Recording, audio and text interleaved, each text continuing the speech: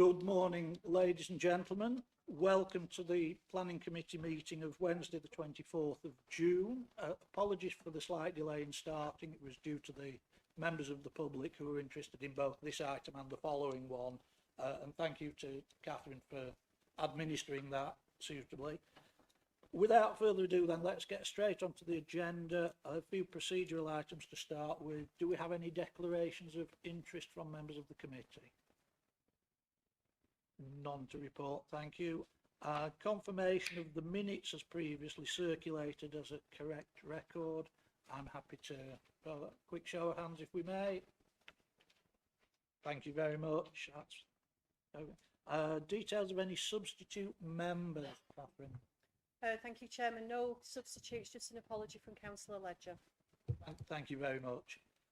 Okay, in which case let's move straight on to the planning matters. The first item, which is on page 5 of your agenda, is application 260013, which relates to land east of Church Road, Wheaton with Preece.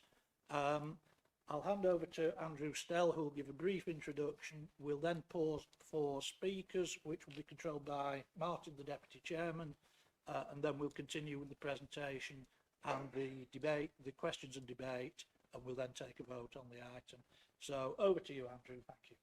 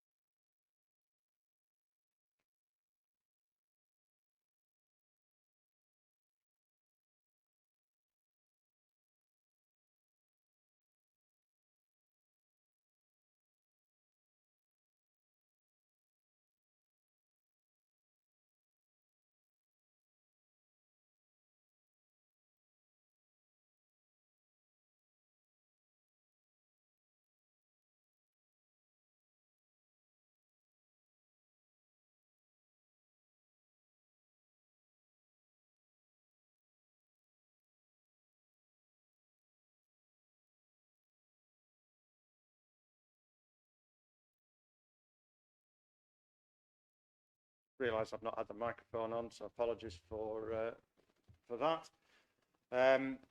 So it's an area of land that's available for agricultural use on the edge of the village, bounded by Church Road and the back of properties within the village. Just to show some images of the site. These are from Google Street View, but these are from Church Road. So the top image there on the left, that's showing you coming into Wheaton from the south. You come under the motorway, and it's the area of land up against the village boundary here to the right hand side. The other image is a bit further down that road as you come towards the village. You can then see the properties on the left on Church Road that are there, and this is where the village hall is located. Looking at it the other way, coming down Church Road, so this is the village hall I've just highlighted. Those are the properties that you could see on the previous slide, and the site is behind these gardens and trees here.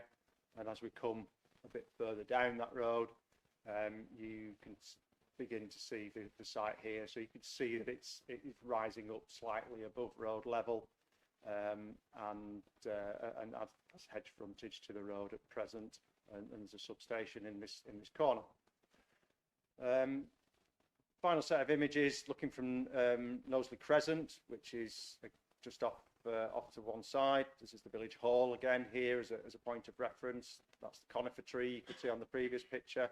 So the site is coming into this area here, and again into this area here from the looking at it from a slightly closer aspect.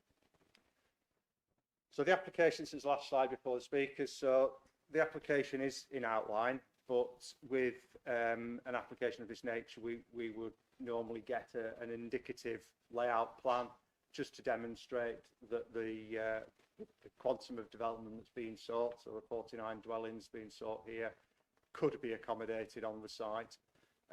So this is the indicative plan, the illustrative plan that we've had in terms of this application. So that's showing that there's a single point of access, there's a drainage pond introduced for managing surface water. Obviously the properties are laid out with an outward facing aspect, areas of open space and ecological mitigation are provided. But as I said, this is just an illustrative plan. All we're looking at today is the principle of up to 49 dwellings being constructed on that area of land outlined by the red edge on the first slide and shown here. So at that point, Chairman, I'll break for the speakers. Thank you for that introduction, Andrew. I'll hand over to Councillor Martin Evans, the Vice Chairman, if you'd like to take people through. Thank you, Chairman. Good morning, ladies and gentlemen, councillors, officers. We have 5 speakers on this item, 4 members of the public and the agent representing the applicant. Each speaker has 3 minutes to address the committee, and we thank you for your attendance. If each speaker would like to come in turn to the lectern, when you're ready to start, press the button and speak to the committee, and I will give you a gentle reminder when there's half a minute to go, just to wrap up your comments. So with that, I'd like to invite our first speaker today, Richard McKinnon.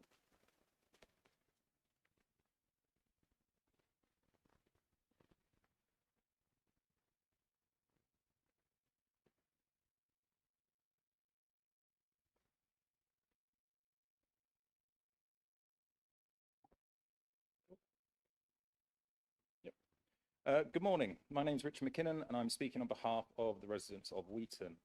Across the next 4 speakers, we'll be addressing our concerns with the outline planning permission, talking to the wider strategic issues, specific concerns with the outline plan, the realities in Wheaton and potential solutions going forward. When villagers submitted comments for this application, we did so on the basis of the planning context presented to us. An outline application for up to 49 houses to be considered against the filed local plan to 2032. However, only days ago, the draft filed local plan to 2042 revealed the area of land is now future planned for 163 dwellings. That's not a small adjustment in context, it's a material change in the planning context of this application. It means that this proposal for 49 houses is just the first phase of what is clearly a much larger and planned expansion. And residents were not given that strategic context as part of this application, nor were they given any fair opportunity to respond or influence the wider plan. Had residents not already pushed for a delay at the beginning of this process, this meeting would have taken place earlier and the draft of the 2042 plan would not have been published. That's not a fair or transparent way to determine the first step of a much larger development. The publication of the draft 2042 plan makes it clear that a larger development plan has been under consideration for some time, yet villagers were asked to comment on this current application in isolation. That matters because the first phase of any larger development shapes the rest of the site, such as the future access strategy, the relationship to existing homes, the position of open space and the treatment of drainage. The scale of what's planned is highly significant, as an allocation of 163 dwellings in Wheaton represents nearly a quarter of the housing directed to non-strategic locations over the next 16 years. For a Tier 2 village with no shop, an oversubscribed school and very few day-to-day services, that's not a modest rural allocation, it's a major burden. The context around local services has also shifted materially under the draft 2042 plan, with Wheaton Barracks set to be its own settlement. The current proposal relies in part on facilities associated within the barracks, including their shop and school, to present Wheaton as a sustainable location for growth. But if the council's own emerging plan aims to distinguish the village from the barracks, and the suggestion that Wheaton has the facilities to absorb a large development is not an honest reflection of the position on the ground, especially when you also consider the significant growth planned close by in Wesham. This is why residents feel strongly about how the application is treated. We're not saying that Wheaton must never grow, but if the council plans to expand, Wheaton must do so on a large scale. The village should be consulted before the piecemeal application is processed. Residents should not have to discover the true scale of the proposal themselves days before the first phase comes to committee today. If filed, intends Wheaton to absorb major growth, that growth should be considered transparently and as a whole, not through piecemeal determination of the first corner of the site before the village has any meaningful opportunity to engage. Thank you. Want me to turn that off? Good. Can we now hear from Michelle Wilson, please?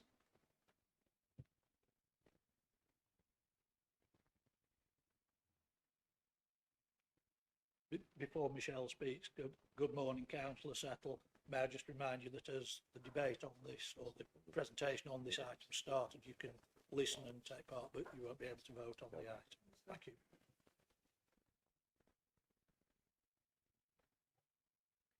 Good morning. My name is Michelle Wilson and I want to focus on one specific area of objection, the access arrangement shown for this planning application. The key point I want to make is this. The issue is not whether some form of access could, in principle, be achieved from Church Road. It is whether the access point shown in this outline proposal is the right one for the site, and whether it should be allowed to shape the first phase of what is now clearly a much wider development area. The Highway Authority has said that access to the site may be possible from Church Road, but has not said that the access shown is the safest or most sensible place to put it. Let me provide some background. The access shown is positioned on the opposite side of the road to the village hall, close to a blind bend and residents' on-street parking bays. This section of Church Road is where the village experiences regular conflict associated with traffic through the village and those using the village hall, which overflows into Knowsley Crescent and onto Church Road itself. So why put the main access point at the most problematic stretch of the road in the village? Lancashire County Council's own measurements recorded vehicle speeds of around 34 miles an hour. The road is narrow, is regularly used by buses and tractors, and there is no proper crossing point identified for the access shown. This means pedestrians, and more importantly in the future children, are effectively left with two poor options: crossing into and out of a line of parked cars across the road, or crossing even closer to the blind bend.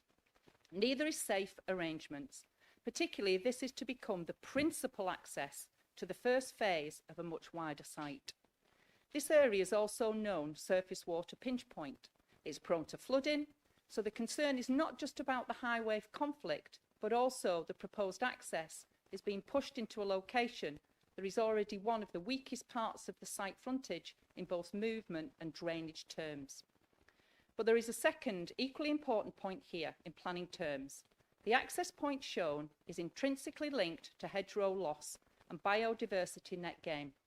To achieve its current position, additional hedgerow removal will likely be required at exactly the point where the site is already constrained.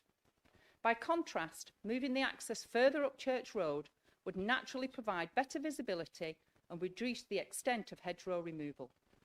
This matters because hedgerow loss is not just a cosmetic issue, it goes directly to the site's biodiversity baseline and therefore to the biodiversity net gain position established through the outline scheme. The siting of the access shown at the outline stage has direct implications for the site's environmental value, the extent to hedgerow loss and the development principles that shapes this wider site. This is why residents are so concerned, and in particularly important now that the 2042 plan has revealed the wider allocation. If this land is being considered for 163 dwellings, the access strategy should be properly reviewed across the whole site, with road safety, pedestrian movement, hedgerow matters, biodiversity net gain and drainage considered together. It should not be fixed by default in the first outline application that reaches the committee. Thank you. Thank you. Now I call Mr. Calvin Morris. I did, sorry, sorry.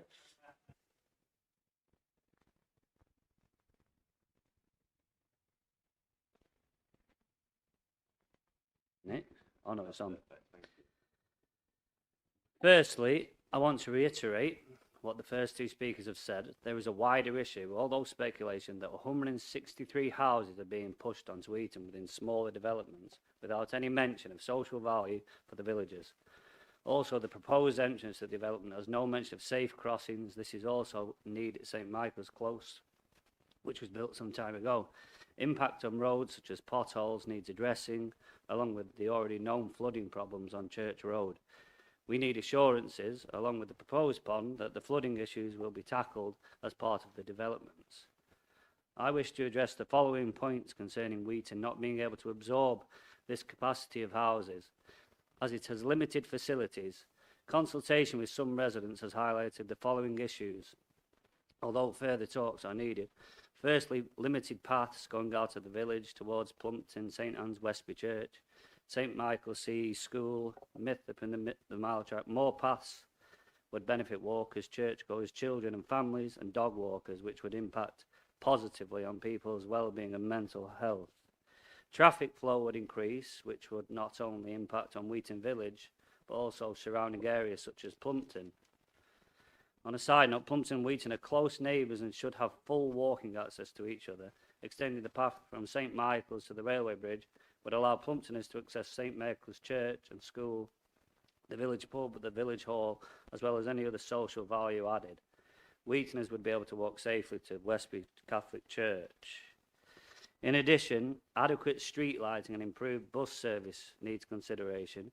Currently, the earliest bus would not get most people to work on time. Also, the developments would have an impact on local schools, St Michael's, which would need investment to cope with increased pupil numbers. Finally, many people have concerns about the lack of local amenities such as a shop in the actual village, recreational spaces, e.g. open green space, football pitches, etc. Something for the youngsters in the village. The next speaker will go into more detail. In conclusion, I feel that if adequate and thoughtful social value was incorporated into this and further developments, it would be a win-win for everyone, residents, the wider community and the developer. It makes sense that houses in an area with sufficient facilities and infrastructure will be more desirable and attract buyers. And I will now pass you on to the next speaker. Thank you. Thank you very much, Mr. Morris. Thank you. Oh. Yes, please. So now, ladies and gentlemen, our next speaker is unable to attend today, so our officer Catherine is going to read Mrs. Whiteside's statement on her behalf. Thank you, Vice Chair. This is on behalf of Lynn Whiteside. She says, I want to finish by being very clear about what residents are proposing. We are not here to say that Wheaton must never grow. We understand that the council may intend this village to accommodate more housing. That if Wheaton is going to grow on this scale, then it should be planned as a village extension, not as a piecemeal housing estate spread across a field. That is why we want to talk specifically about a village green and a village shop. A village green is not a decorative extra. It is not just landscaping. It is community infrastructure. It gives a settlement a shared space, a centre. It gives children somewhere to play, neighbours somewhere to meet, people somewhere to walk dogs, sit, gather and hold local events. It creates breathing space within development, but more importantly, it creates identity. It is the difference between a housing estate and a village, and Wheaton needs that because this village lacks a central civic space. It does not have a square, a green or a focal point that can absorb growth. The File 2042 plan for HA16 states public open space will be located at the northwest corner of the site and will be influenced by objectives relating to nature, wildlife and water management. However, the proposed 49 house plan does not provide significant open space to support the bigger plan. If a 3-hectare village green was provided in the northwest corner of the site, where the 49 houses are currently planned, it would still enable construction of 163 houses at a density per hectare of 20.7, slightly higher than the developer's 17, but still significantly lower than the 30 generally imposed by Fylde. Equally, if Fylde expects Wheaton to absorb a major increase in housing, then the village needs at least the most basic everyday infrastructure, a small village shop or convenience provision. In a village that currently lacks even a simple local shop, it is exactly the sort of facility that would make growth more sustainable and more workable for residents. Nearby villages show why this matters. Villages with a central green and a set of day-to-day services are not simply more attractive, they function better as villages. They create places for people to meet and gather. They help old and new residents become part of one community. That is exactly the kind of thinking Wheaton deserves if it is expected to absorb strategic growth. More importantly, a village green would directly help address the concerns that have already been identified in the officer's report and by residents. It could provide a buffer to existing homes, reducing the hard urban edge and overlooking impacts that come from pushing development straight up against current residents. It could help protect the character of the settlement by ensuring that the most prominent corner of the site becomes a softer and more coherent village edge. It could work with drainage and open space, allowing that corner to function as meaningful green infrastructure, potentially alongside a pond feature, rather than forcing the most problematic access and the hardest urban edge into exactly the wrong place. It could improve movement and walkability by creating a focal point and a more legible relationship between the existing village and any future development. And crucially, it could help solve the very problems that this committee is already being asked to weigh in the planning balance. We are not simply objecting, we are trying to work with you on a better planning solution. If Fylde now wants 163 dwellings on this wider site, then plan them properly. Plan them with as a village extension, with a site-wide master plan, safer access, meaningful green space, a proper relationship to existing homes, and the basic community infrastructure that gives Wheaton a chance to absorb growth without losing the village life that defines it. Also, do not determine the first corner of what is now clearly a much larger strategic site in isolation before residents have had any proper opportunity to engage with the wider 2042 proposal and before the whole of Wheaton's expansion has been properly thought through. Please oppose or defer this proposal to look at the site in person and speak with the people to come to a better solution. Thank you, Vice Chairman. And now I come to Yaritza Neves, please.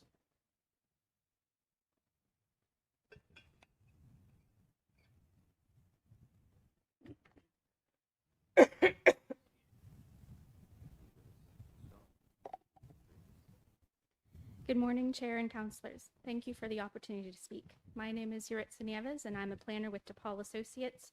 I'm the agent for the application.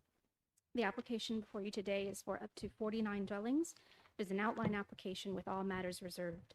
Whilst outlined, the submitted details confirm that a suitable and safe access can be achieved, as acknowledged by Lancashire County Council as the Highways Authority. The submitted evidence also demonstrates that the site can achieve a minimum of 10% biodiversity net gain. There will be no flood risk to the proposed dwellings, nor an increased risk of flooding off-site. The development will provide a minimum 30% affordable housing, as well as contributions towards schools, which can be secured by way of a Section 106 agreement. All other technical details, such as detailed layout, materials and elevations, landscaping, boundary treatment, car parking, amenity, and garden sizes, will be determined as part of a subsequent reserved matters application. Whilst outlined, it is envisioned that the pond and public open space in the northwest corner of the site will serve as a community open space, as discussed with planners in pre-application engagement. It is established in the draft local plan that further greenfield release on the edge of settlements is needed to meet the borough's housing needs. Wheaton is a settlement identified in the draft local plan as being suitable to accommodate some of this housing need, as it is proposed for allocation in that draft local plan. Fylde confirms that they do not presently have a deliverable 5-year housing land supply, and as such, the tilted balance is engaged under the terms of the NPPF. Permission must be granted unless any adverse impacts of doing so would significantly and demonstrably outweigh the benefits when assessed against the policies of the NPPF as a whole. We consider that the submitted evidence demonstrates that the proposed development could be brought forward in a manner which does not give rise to significant harm. This is also the conclusion of the planning officer. On that basis, I respectfully ask that the committee support the planning officer's recommendation and grant planning permission to be delegated to officers subject to the stipulations as outlined in the committee report. Thank you for your time. Thank you very much. Thank you, Yuritsa, and also thank you for all the thoughtful contributions. And now can I hand back to Chairman? Thank you for that, Vice Chairman, and thank you from me as well to all the speakers who spoke very well, very passionately. I'm sure all those points will be discussed further after the presentation. Before we move back to the presentation, it was remiss of me not to do this before. Could I draw the committee's attention to the late observations, the general policy background, which makes clear the status of the local plan. In summary, the 2042 local plan will be going out for consultation. That's not in place yet. It's not likely to be in place until the end of the year. So at the moment, the 2032 plan is still the valid plan when we're considering this and other items this morning.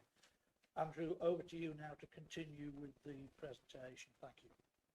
Yeah, thank you, Chairman. Yeah, so I want to perhaps reiterate that this is an application for outline planning permission with all matters reserved. So whilst my previous slide, this slide indicates that there is an illustrative layout that has been provided that does show an access point and does show arrangements of dwellings, that is purely indicative, and all we are looking at is the principle of 49 dwellings within the application site boundary to be accessed from somewhere. Logically, that's going to be Church Road, but it's not necessarily the access point that's shown on that plan. So moving back to the presentation, and the starting point for any decision is compliance with the local plan. Planning legislation says that we determine applications in accordance with the local plan unless there are material considerations which dictate otherwise. In this case, the local plan remains the filed local plan to 2032. This site is in the countryside. Policy GD4 applies and is restrictive of new development. This scheme doesn't satisfy any of the exemptions to that restriction, so it is contrary to the current local plan. So that's the starting point. But then we do need to look at other material considerations, and with this being a housing application, our housing supply position is a very key material consideration. Borough Council does a calculation as to what our local housing land supply position is each year. The most recent one of those was from December 2025 and indicated that we had a 4.35 year supply at that the date point, which was the 1st of April that year. So that's less than the 5 years required by government. So that in planning terms means that the council's unable to demonstrate it's achieving its necessary housing supply. That position is going to get worse next week because for 1st of July 2026, there's a buffer built into the calculation that increases from 5% to 20%, and it's also going to get worse from December this year when the council's housing target is raised from its current position to one that's part of the government standard methodology. So we don't have a 5 year supply at the moment. We are unlikely to have one anytime soon because of those situations. As the Chairman's just said, work is progressing on the replacement for the local plan, and that was approved for consultation last night, but that consultation hasn't happened. That's going to happen later in the summer, and it's only from that point onwards that the replacement local plan, or the local plan to 42, could begin to have any weight at all. So at this point, there's no weight to that plan. We need to look at it against the current planning status. But as I said, the lack of a 5 year housing land supply means policy GD4 of that plan is out of date.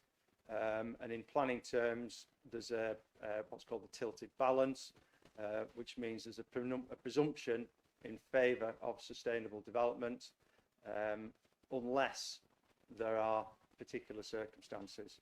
So one of them is there's policies that protect areas of particular importance. This isn't one of those. It's not a national park or anything like that. The second one means that we look at whether there are factors that would significantly and demonstrably outweigh the benefits from bringing forward a housing application. So the final bullet point has words in bold there, which means that we look at whether the site is in a sustainable location, whether the scheme makes an effective use of the land, whether it's going to be well designed, whether it provides affordable homes, or whether there's a combination of all those factors come into play. So that is essentially setting the parameters for the assessment of this application. Just because it is outside the areas where the current local plan would see development, it doesn't mean it's one that we can resist, particularly if it is meeting those tests set out in the tilted balance parts of the National Planning Policy Framework. So looking at the sustainability of the location as one of those bold elements, the National Design Guide, part of the supporting national guidance, talks about a 10-minute walking distance, around half a mile, for where local facilities should be available. So if you look at this site, it's obviously adjacent to the village. You look at Wheaton Village, there is a school, there is a church, the village hall's nearby, there are bus stops to other settlements, and there is obviously there's a village pub that's not too far away either. Clearly, there isn't a shop in Wheaton, and that point's been made clear by the speakers, and that's factually correct. And there are barriers to any other shops elsewhere. The village doesn't have convenient walking routes along lit pavements and that kind of thing to get to a shop. So that is a sort of a negative factor, I suppose, in terms of the overall sustainability of the location.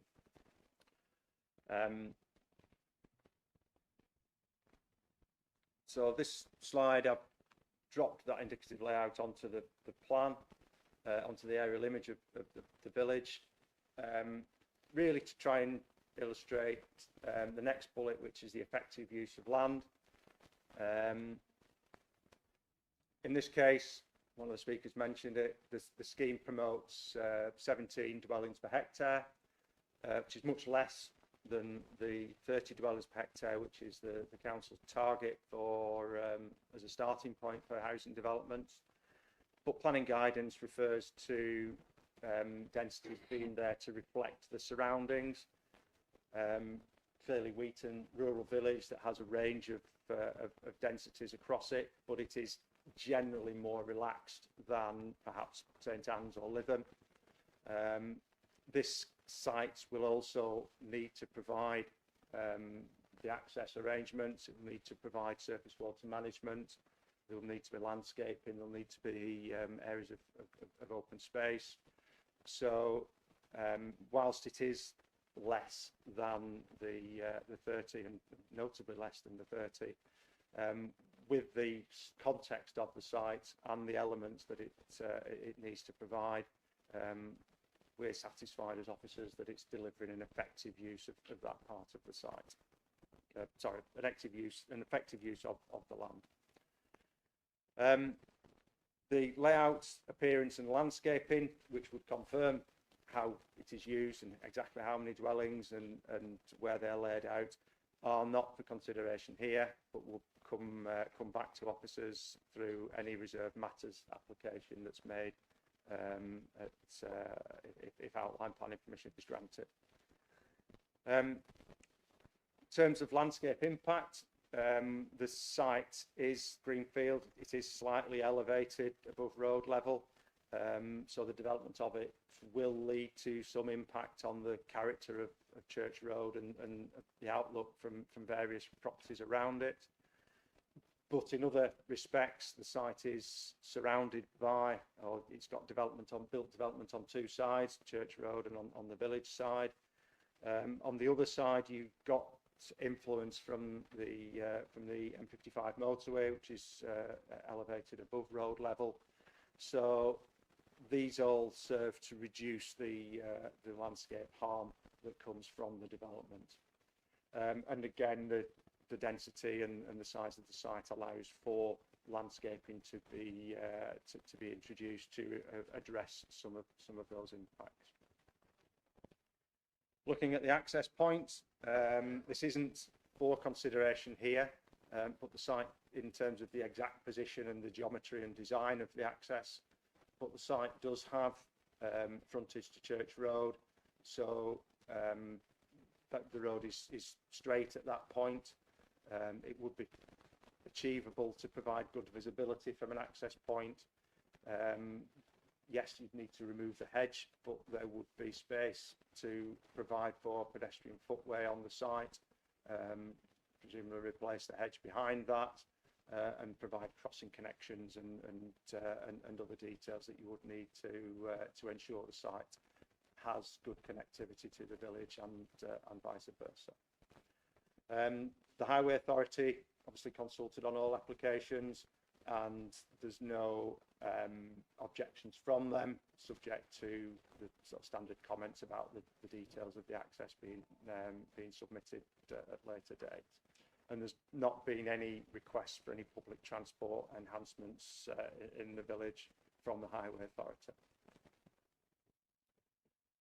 So final two slides from me, 3 slides actually. So the layout and appearance is the time when, under a further application, that the neighbouring amenity and the relationship to existing properties will be considered. That is not at this stage, but again, with the size of the site, officers are satisfied that there shouldn't be any reason why suitable amenity standards, both for the neighbours and also for the prospective occupiers of this site, why that cannot be achieved. Even with the motorway, that's you know, there's measures that can be brought into play to make sure that acoustic protection and what have you is brought in. The site's in flood zone 1, so it's at least likelihood of flooding, and the illustrative plan indicates surface water management can be accommodated within there. The site does have some ecological value, but with it being in agricultural use, that is less than many other greenfield sites would be. It's the use of pesticides and the farming activities reduces the ecological value, albeit it has to be recognised that there are hedgerows that are removed or inevitably will be removed to facilitate the safe access. There's also some best and most versatile agricultural land, so there's about a quarter of the site is best and most versatile agricultural land, but planning guidance says that we should protect against the significant loss of such sites, and with the limited size of this site and then the limited area of best and most versatile agricultural land within it, that isn't a significant loss, so that wouldn't be something that would be a reason for refusing the application. And there are no heritage impacts due to the physical separation from listed buildings. So final conclusion, that the scheme is contrary to local plan policy, but because of the 5-year housing land supply situation, we must apply the tilted balance to establish if the scheme can be supported. Officers believe that Wheaton is a sustainable location for this scale of development. We also believe that the scheme makes effective use of the site without compromising the character of the village, and it will be possible to design it appropriately given the extent of the site and minimise the impact on the landscape character in that area. The access will be capable of being provided safely, both for vehicles and for pedestrians, and the scheme will need to provide 30% affordable housing in line with housing policies. So we're therefore satisfied that it satisfies the tilted balance requirements, paragraph 11D of the NPPF, and therefore is sustainable development on the basis of our housing land supply position. Therefore, the recommendation on the papers is one that continue to put to you, but with one caveat. These are the summary of the stipulations. So the decision is to delegate the decision to officers to allow us to progress with the sort of final elements of the detail of the decision. Most crucially, there is a Section 106 agreement which would relate to the affordable housing.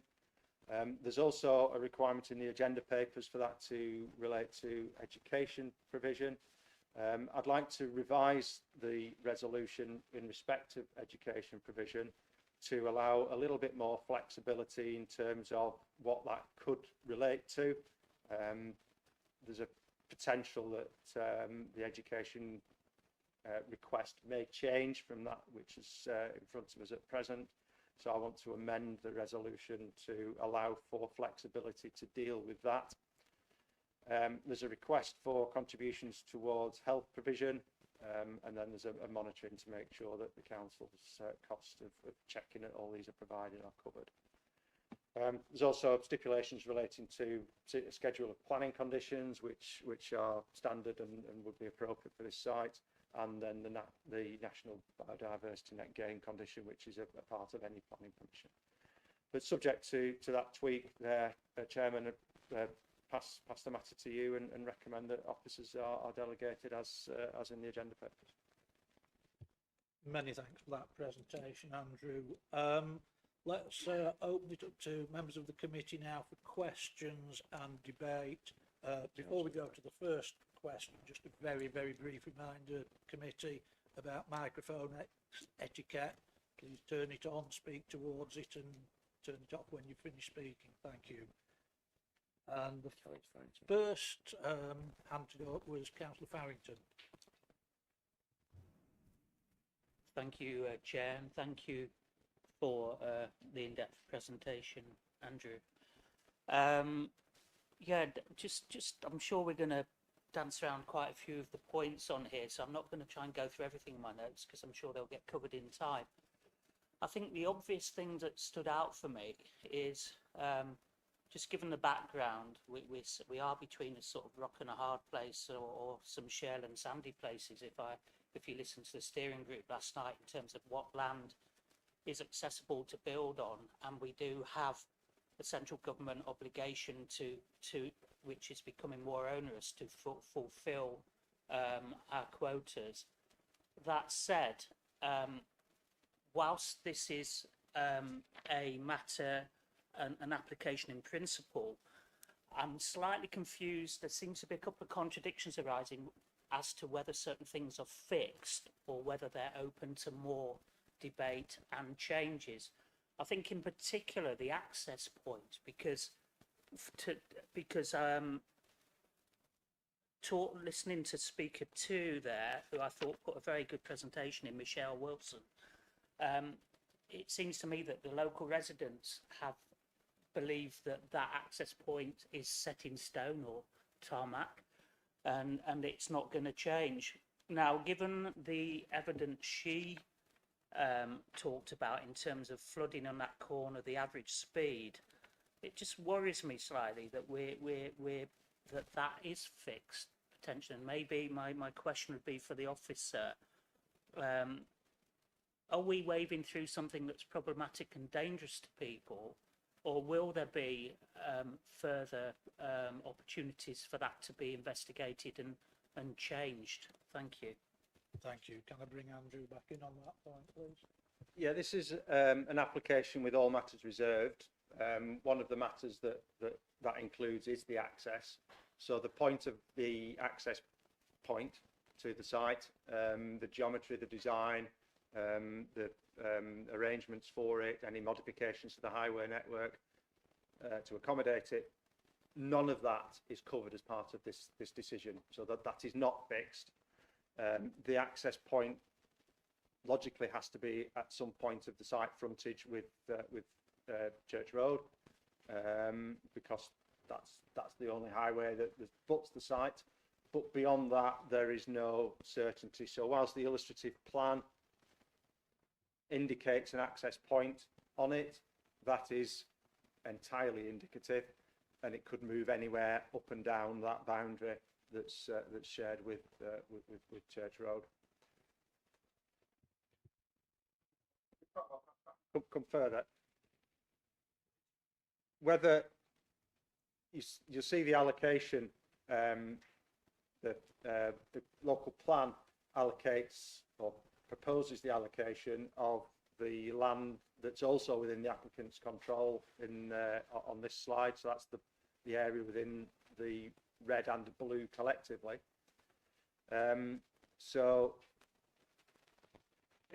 I understood the speaker's point to be whether the access was right for that wider land, or whether better areas somewhere on the frontage could be dealt with for that wider land. There's two unknowns there. There's one, whether the wider land would ever get allocated, and then there's the second is that this access point isn't known because the access isn't applied for as part of this application. So if that particular point proves to be less ideal or less suitable than a point here or a point here or a point here, that is a matter that will be considered later under a reserved matters application where the access was being considered. Logically, I would imagine that this point has been put forward as it's the closest point to the village itself, or one of the closest realistic points to the village itself, so would give the best pedestrian access to the village hall, the bus stop, the church, whatever, the pub, other connections in that direction. But again, that's a matter for later consideration under the access point. Thank you for that, Andrew.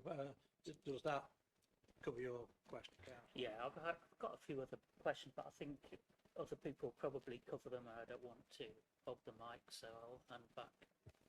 Thank you. We can bring you back in later if required. Councillor Pittman, please.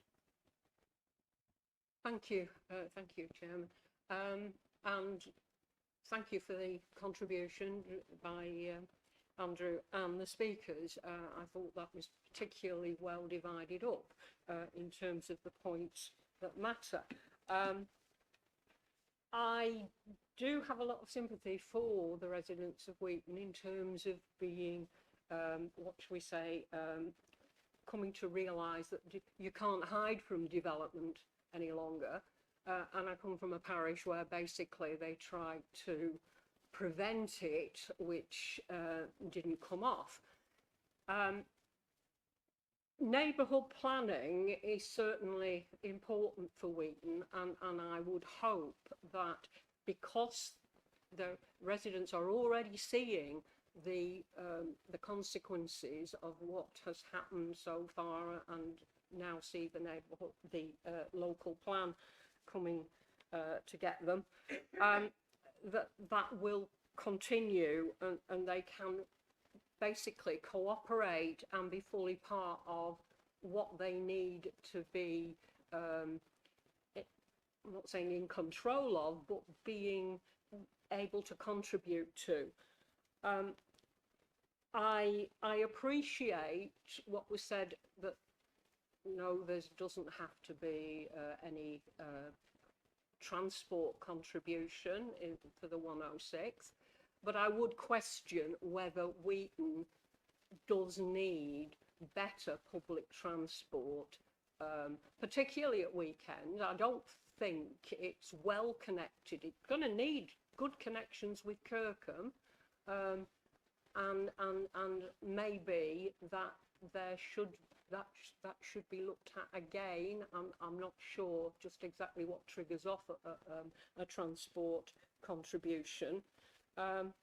With regard to we need a village green. Not every village has a village green, and although it can look nice, I'm not sure whether just getting the best sporting facilities for your village, and that I think means negotiating with the developer as to what they can do for Wheaton.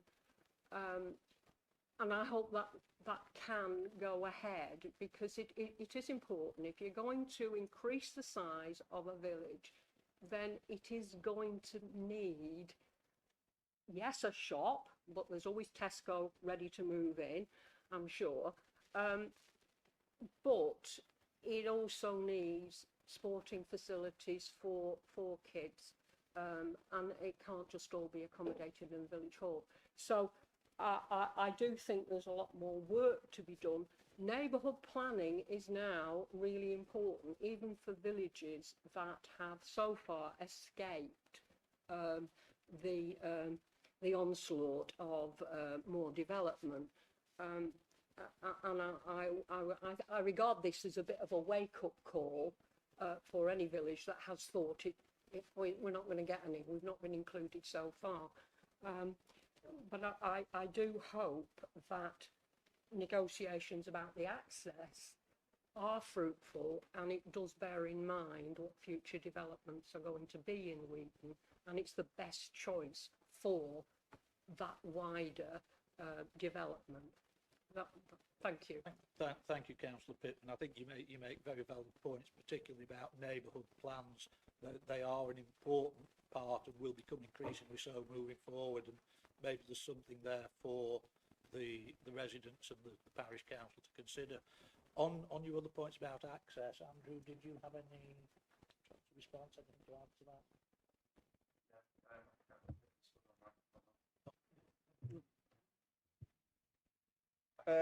Yeah, I mean, in terms of what triggers a public transport contribution request, when we get a planning application like this, we consult the Highway Authority, and that is one of the things that they'll look at. So they will look at whether it is achievable to provide a safe access at some point on the site frontage, and they will also look at what connectivity the site has, and look at existing services and whether there is a need or an opportunity to enhance them. They haven't come back with any request in this instance based on this current application, because that's what we've consulted them on at this stage.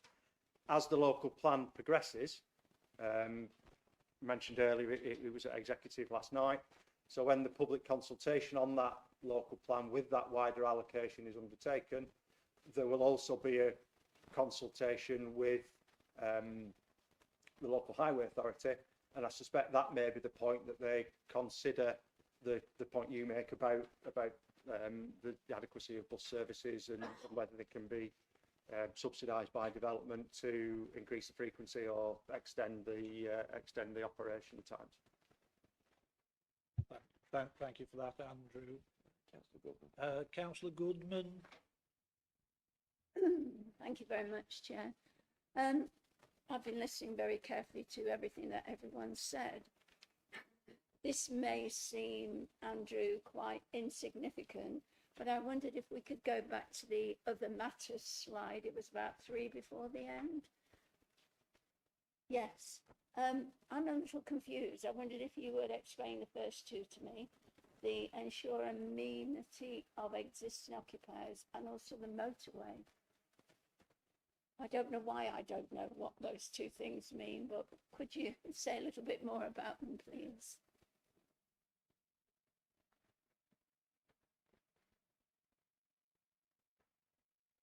What I'm meaning there, Councillor, is that because this is an outline application without the layout of the site being determined, we aren't making a judgment as to whether properties on this northern boundary and properties on this western boundary are going to be too tall, are going to lead to loss of privacy to the neighbouring properties. That's not an assessment for this application, because that layout is only indicative. But we are satisfied, or I am satisfied, that the site is big enough to ensure that it will be feasible to provide that adequate relationship to those properties.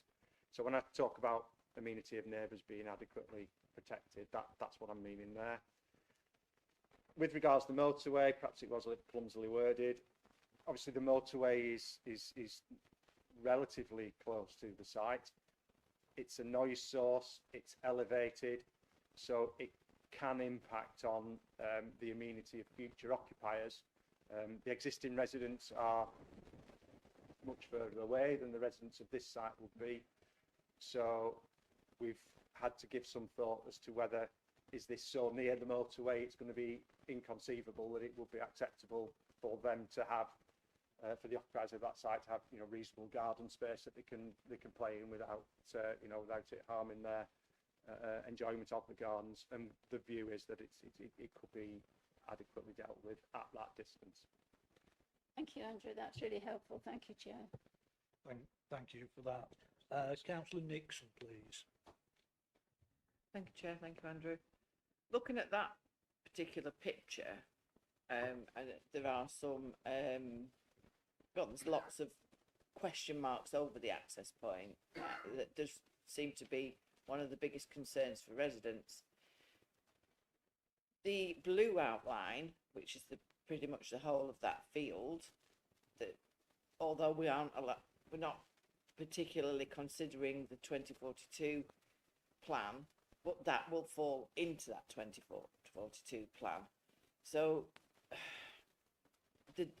should it go back to the developer as a bit more forward thinking, that rather than it coming this way to the motorway, should it not go that way to Kirkham Road and have the access off Kirkham Road and be a whole different set out? Because this is only an indicative plan, it's not in stone.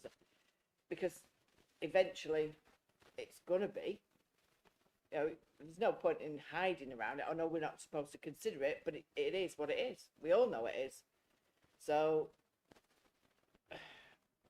with the access point being a big thing, and then the motorway, that within that blue line of development, that motorway is going to be very, very close to the edge of that blue line. So how far into that field would we come? But, you know, all right, this plan isn't there, but it will be. So would it not be better turning it on its side, if you will, and going that way? And I'm not a developer, but I'm just a person who lives in a village with a bit of common sense. Yeah, that seems to me that seems a better option. Let's bring Andrew back in on that point. Thank you, Councillor. Yeah, thank you, Chairman. The key main point that I must stress is that we're here to determine the application within the red line. So it's this area here that we're looking at. Any potential future development on this land is just that, it's potential. It's not this application. The local plan isn't set in stone. It's just been approved for its first consultation stage. So there is absolutely no certainty that development would come forward in that on that wider land. And even if it were, Kirkham Road and Wheaton Road obviously have boundaries with it, but Kirkham Road has no footpath, no lighting at this point. So I'm not sure that would be a particularly great access point for a wider development anyway. So I think that's perhaps where the speaker's concerns came from. So can I bring Steve Smith, the Service Director, in now, please? Thank you, Chair. It's just to follow on from Andrew's points. You've got it on the the update sheet, obviously the decision last night. The guidance is that you are right to think about the local plan. You can't ignore the decision that was taken up by the Executive Committee last night, but the text goes on to guide you about the weight to be given to that plan. And we are recommending no weight to be given to that plan at this stage because it's so early in its formation. What that means in practice is it's not open to you to think about that blue line, essentially, or to delay, defer, or consider that in taking this decision. It is not material to the decision to be taken before you. That's Andrew's point. We are focusing on the red line site only and must determine this application, if you like, ignorant of the consequences of the local plan. That's what the update sheet is telling you. You are right to discuss the local plan, the wider allocations. It is not something that is immaterial to the consideration, but it could not substantiate any part of the decision, be it a refusal or a deferral. That's what the update sheet is telling you. And it's simply because that it's the early stage of plan making that we're at, and that's why we cannot ascribe it the weight. You're all the decision takers on this one, and you can give it varying forms of weight. We're recommending no weight. You may say very little. Still, I don't think it would, even if you were to nudge that scale, impact the decision that is available to members as per the update sheet. Thank you, Chair. Thank you for that, Steve. It is a difficult situation. It's always a bit of a balancing act, but I think that guidance is very helpful. Can I now bring in Councillor Redcliffe, please? Now, you'd be pleased to know, with a sigh of relief here, that as a result of those contributions that we've just received, most of my question has been answered, because I did feel, and it has now been provided, that we needed further confirmation and clarification regarding any discussion around the future plan, because as rightly has been said, you know, we've got to go through consultation phases, and it may happen and it may not, or it may happen in a form that isn't there at the moment, or it may do otherwise. So I think that is important. I was going to ask a more general question here as well, is that often, quite understandably, and we've heard it with the speakers this morning, residents are always slightly fearful of potential development, and particularly with these 49 dwellings, which represents a significant proportion of the housing that we look at in Wheaton, which is a small village. I think it's tier 2, hierarchy. However, the thing that I wanted to ask officers is that what significance, first of all, what weight, and we've been discussing this with regard to the local plan, but what weight should we give in terms of this being a material consideration to this tilted balance argument? Because we've already heard from Andrew this morning that situation actually, in terms of not having a 5-year housing supply, will change again in July and will change again ahead of that. And I'm just wondering whether that in itself means that the weighting of this particular material consideration is actually greater now and will become greater. And therefore, pre this, we would be looking at applications in a slightly different light, because this would not be a material consideration that we would be operating, because we have a 5-year secure housing supply. And I just wanted to explore that a little bit, because I do think this is important. Thank you.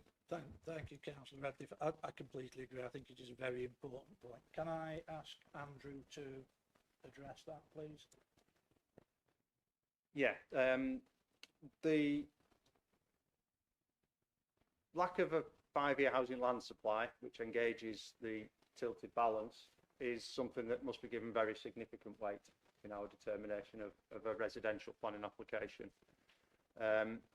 Without the council being in this situation, I'm pretty sure this application wouldn't have been submitted, because we would have determined it in accordance with the local plan and would have refused it. But we demonstrably don't have a housing land supply. That situation will factually get worse as time has moved on, and legislation and guidance talks about the buffer increasing and the standard methodology for the calculation, the annual requirement increase later this year, next week, and then later this year. So the tilted balance is key to how we will determine this application, another one on this agenda, and no doubt ones that are on the next meeting of this, the agenda for the next meeting of this committee. So that's why the assessment that I've gone through in this presentation focuses on what the tilted balance says, rather than what the local plan says, because that is the key element of our decision on this application. Thank you for that. Thank you. Thank you. And I think it's important to make very clear that these housing targets are not something that this council is setting. These are targets that the government is setting as part of their wider house building project, and every council in the country is going through similar discussions at the moment. Yeah, just to correct you on that, Chairman, the current target is something that we have set, but it's later in this year when it increases that the government's target will come into play. But the requirement to provide the 5-year housing land supply is a key factor of the government's house building agenda. Thank you for clarifying that. No, that's fine. Thank you. Councillor Gardner, please. Thank you, Chairman, and thank you to all the speakers and for Andrew for going through this quite tricky debate and decision, really. From my perspective, having worked in an environment of targets for quite a long time, targets are not always the right thing, and sometimes you have to take in consideration the wider aspect of what's right, and I think this is a prime example of that.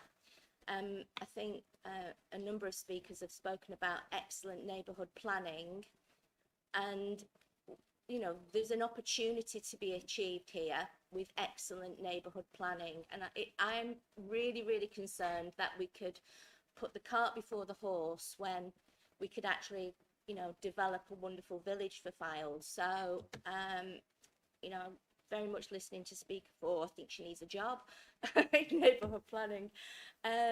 So I can't get away from that consideration. Sorry. Thank you. Thank you. Councillor Dixon, please. Thanks, Chair. So a bit more of the same, really. At the second looking at this, you know, I wouldn't really want to see all those houses there, but with the tilted balance and that, I see we've kind of got no other option for an outline application than to support it. If it went to appeal, the inspector would throw it back in a heartbeat, I think. But I think what today has shown is the excellent presentations from the residents clearly show that there's a group of people there for the developer to work with, and if only this application had come to us in about 12 months' time, when we'd possibly know whether that wider site is coming or not, and they could get the best out of it. And you know, what I think someone mentioned that the developer's got the whole site, so hopefully the developer can sit there and sit back and perhaps wait to find out whether the whole allocation is going to be there, and perhaps work with the residents to achieve what they want. But at the second, I can't see a planning reason for us to say no to it, unfortunately. Thank you for that contribution, Councillor. And I think as the developer's agent is here, I'm sure those points will be fed back, and I'm sure there will be ongoing discussions within the community there. Thank you for that. Let's move on to Councillor Settle, please. Thank you, Chairman. I think the problem coming last is that the previous two speakers have covered one of my points, but just to reiterate, I got the impression from the three speakers, particularly the last one, which was represented by Catherine's comments, they're trying to work together with us to get a nice village, which is laudable, and I certainly approve of a neighbourhood plan. I think they should actually get on with doing a neighbourhood plan on this. Particularly, my question though related to Catherine's comments where she read out the fact that a village green and a village shop are needed. I couldn't see those in the plan apart from a pond or something in the top left of the corner. And I reiterate what Chris had just said, that if the developer owns the entire site, maybe he should be planning for a village green or a shop or something in the blue area, not the red area. So look at it holistically, bearing in mind that once you've built these areas, you've built them, you can't knock them down and start again. You only get one go at it. So just take a wider view, which is essentially what Chris was saying. My other two questions are more sort of clarifications, really, for Andrew. You sort of rather quickly went over the fact that some of the site is agricultural land, called agricultural land 3A and 3B or something, as though that doesn't matter. Does it matter or not matter that you're building on agricultural land? Because I'm always loath to lose some And the second question is more of a legal question. It's promising to build 30% of the houses to be affordable houses. Is that legally binding? Because I've had applications in the past where the developers come along later and said, not economically viable, I'll give you some money to build some houses somewhere else, which I hate.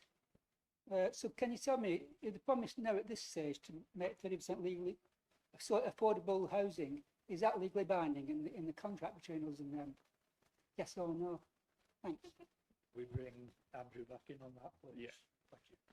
Covering the three questions that Councillor Settle raised there, the first one was about whether there are any services in the scheme. There isn't. This application proposes just residential development, so it's up to 49 dwellings. There's no shop. There would be open space, but whether that is something that will constitute a village green, given the size of the site, I think that's unlikely. But as others have said, the developer does own the planning application. We need to get details of other land in the area in the applicant's ownership, and the applicant owns the wider land in the blue area, so it clearly is feasible for further development to be proposed through further applications or through a local plan allocation that included other facilities and other supporting community aspects that the speakers very clearly went through this morning. Your second question was about agricultural land quality. So agricultural land, the site is clearly greenfield. Looking at the aerial images, looking at the street view images, it is in agricultural use.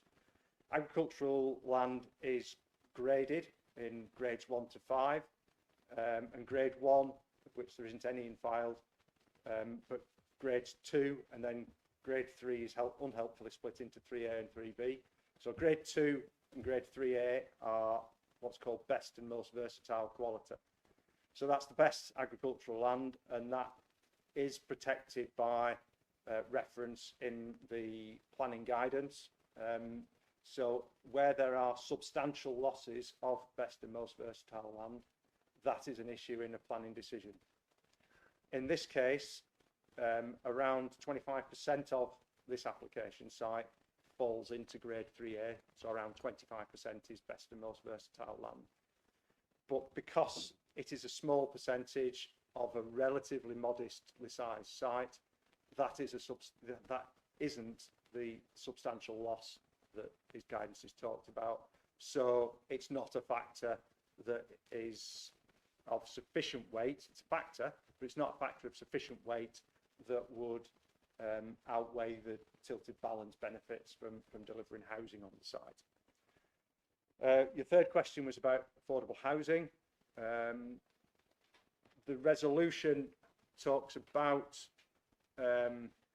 delegating authority to officers to grant the permission subject to a Section 106 agreement being completed. So a Section 106 agreement is a legally binding document between the council and the developer, and potentially the highway authority, the education authority, and will require them to deliver what that agreement requires. So under this resolution, there will be the requirement for 30% of the properties to meet the requirements to be affordable properties, whether that's or most likely through a mixture of affordable rent and other affordable tenures like discounted market sale. It's not inconceivable that the developer would come back and ask to change that, but that's not something that we've had any indication that they've got any doubts about providing 30% affordable housing. And where developers do typically do that, it's where they are able to demonstrate there are particularly high infrastructure costs or land remediation costs, or you're developing a site that's previously been developed, it's got buildings on that might be contaminated. None of those sort of additional costs are likely to be present on this site. So I would expect this scheme to deliver the 30% affordable housing that the application proposes and that the resolution refers to.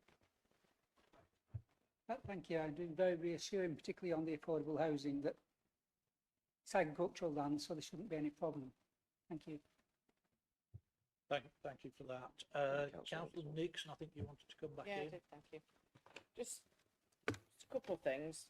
Going off what Vince has just said, the level of agricultural land, its quality.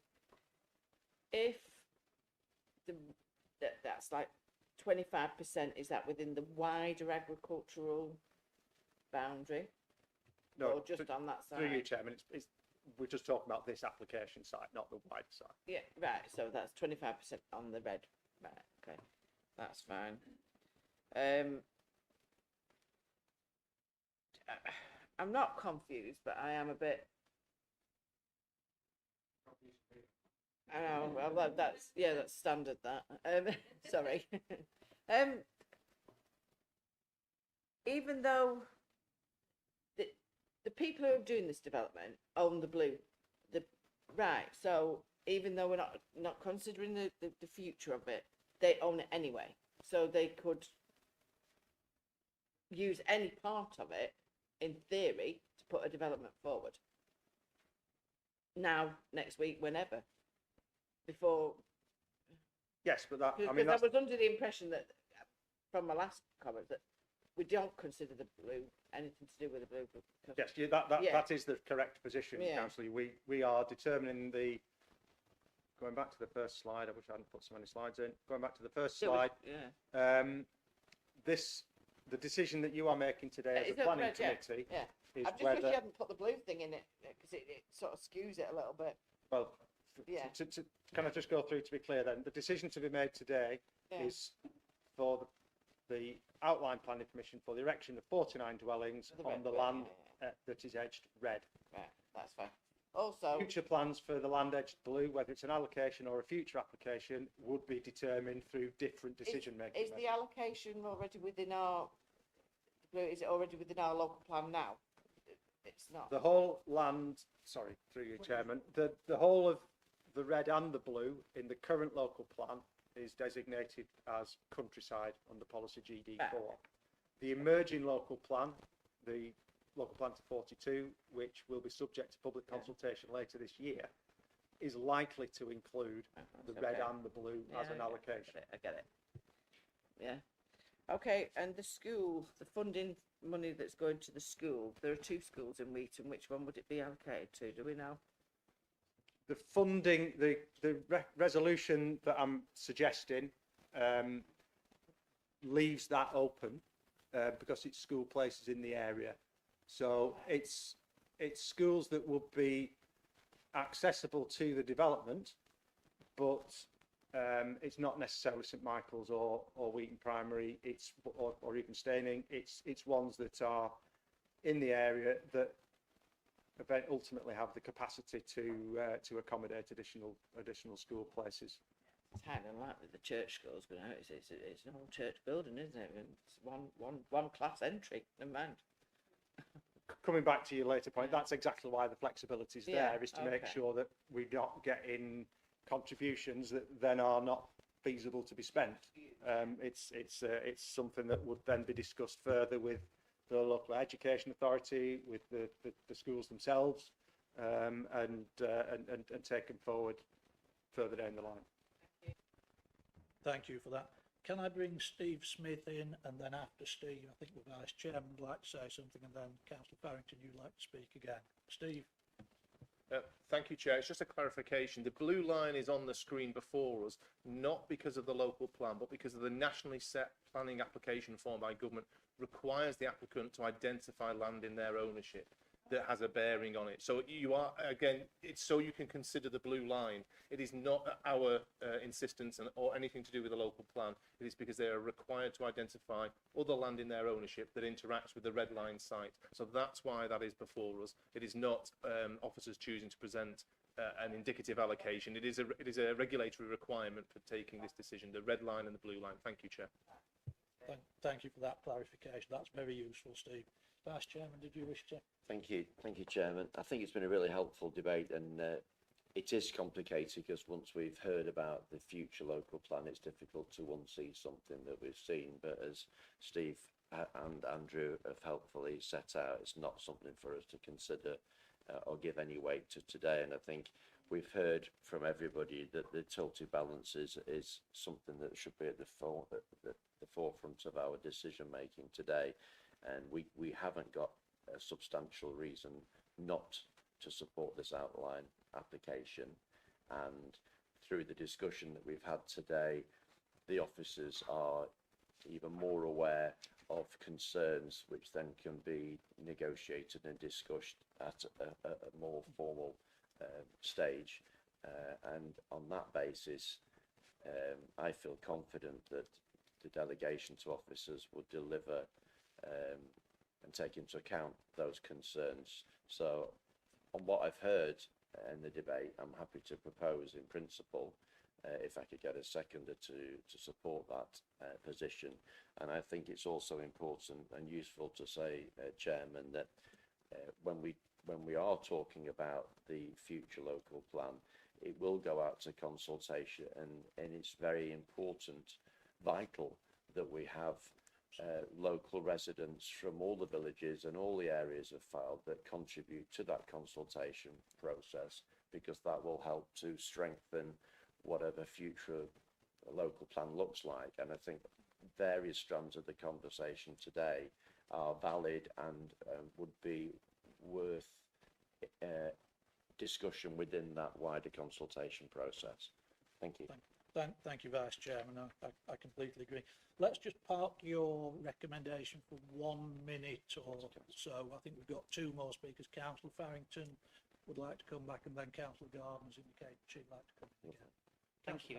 What I'm about to say probably echoes previous speakers to some degree. I thought Chris Dixon's points was a good summary of where we've got to on it, actually.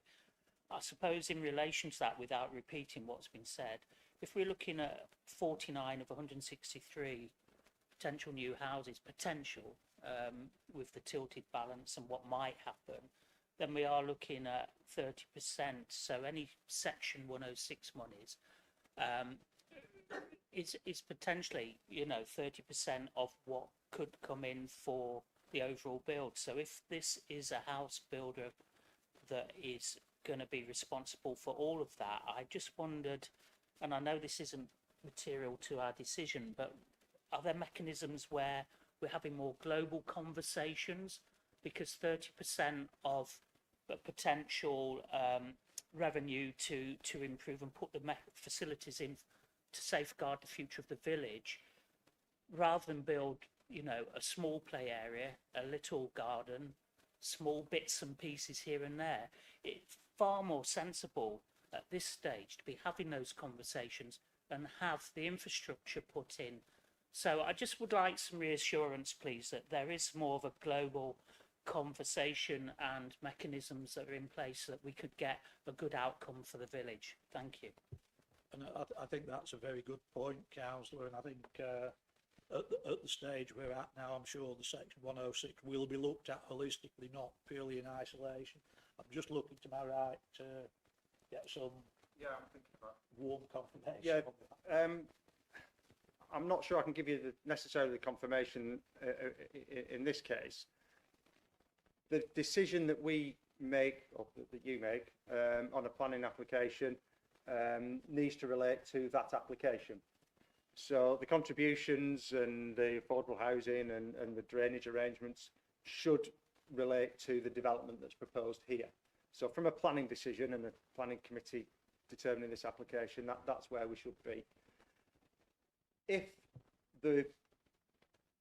and as the local plan progresses, there will be the wider conversations that you're talking about there about the infrastructure that's needed to support, whether it's an allocation here or an allocation on the edge of Lytham or an allocation on the edge of another settlement. That will need to look at what infrastructure is necessary for that development. So if there is a new schools proposed at Windyke, for example, going back in time, because there was a need to provide a school there. So the local plan is the mechanism for doing that. This application can only or the decision on this application can only consider what's within the boundary of this site and what's proposed under this scheme, which is the 49 dwellings, without anything other than the policy compliant requirements for affordable housing, to suitable drainage, open space, landscaping, all those normal things that come from a housing scheme. Yeah, I totally get that, and I sort of said that in my question in terms of considerations. But we're all grown up here, and there is something, pipelines in place where developers have initial conversations and moot things, and you guys will be in that loop. And I just want to say that I think most people in this room would just expect some sensible conversations to be having that are more global. And I take the point that that doesn't affect the decision. Thank you. And I think you're quite right. While we can't legislate on that, clearly, as we said earlier, the agents here will no doubt feed that back to the developer, and we can hope and recommend, but without a great deal of weight to back it up, that those conversations continue going forward, and that this is seen as the beginning of the process, not the end. So thank you for making those points, Councillor Farrington. Councillor Gardner, did you wish to come back in? I think Councillor Farrington's just sort of said more or less what I was going to say, so no, thank you, Chairman. Thank you. Councillor Griffiths? Yeah, thank you. I'm happy to second Councillor Evans' suggestion, and I hope that the residents will go away and input heavily to protect their village in the future. Thank you. Thank you very much. So if there's no further questions or points for discussion, let's move on to a vote. We have a proposal by the Vice Chairman, seconded by Councillor Griffiths, to take the recommendations as written and as revised by the slide we saw earlier. All those in favour of that?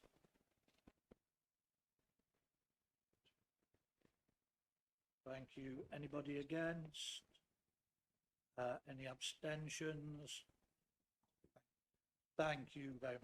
Thank you very much for that. That item is carried, but again, I think please, the takeaway from this for residents and for the developers agent is that this is the start. Please continue to work together as far as possible, and let's try and come up with a detailed resolution that's suitable for everybody. Thank you everybody for your time on that item. Let's take a short break before we go to the next item. I believe we've got people wanting to leave, people wanting to come in. Thank you.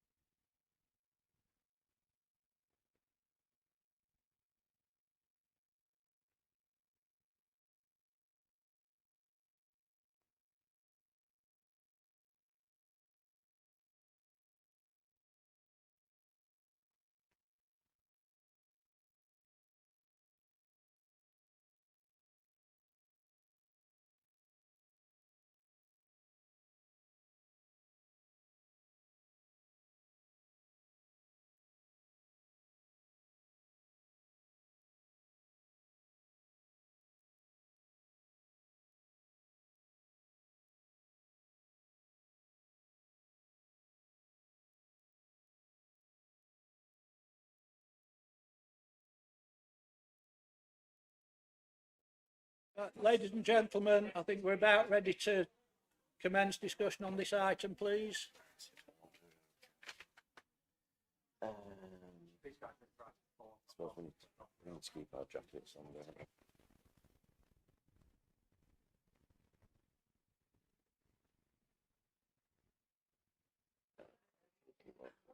And both speakers are here now. Yeah. Councillors, please. Order.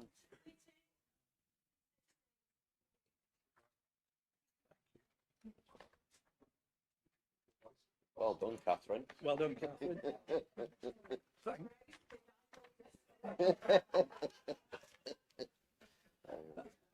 Thank you, ladies and gentlemen. Good morning to those who've just joined us in the public gallery.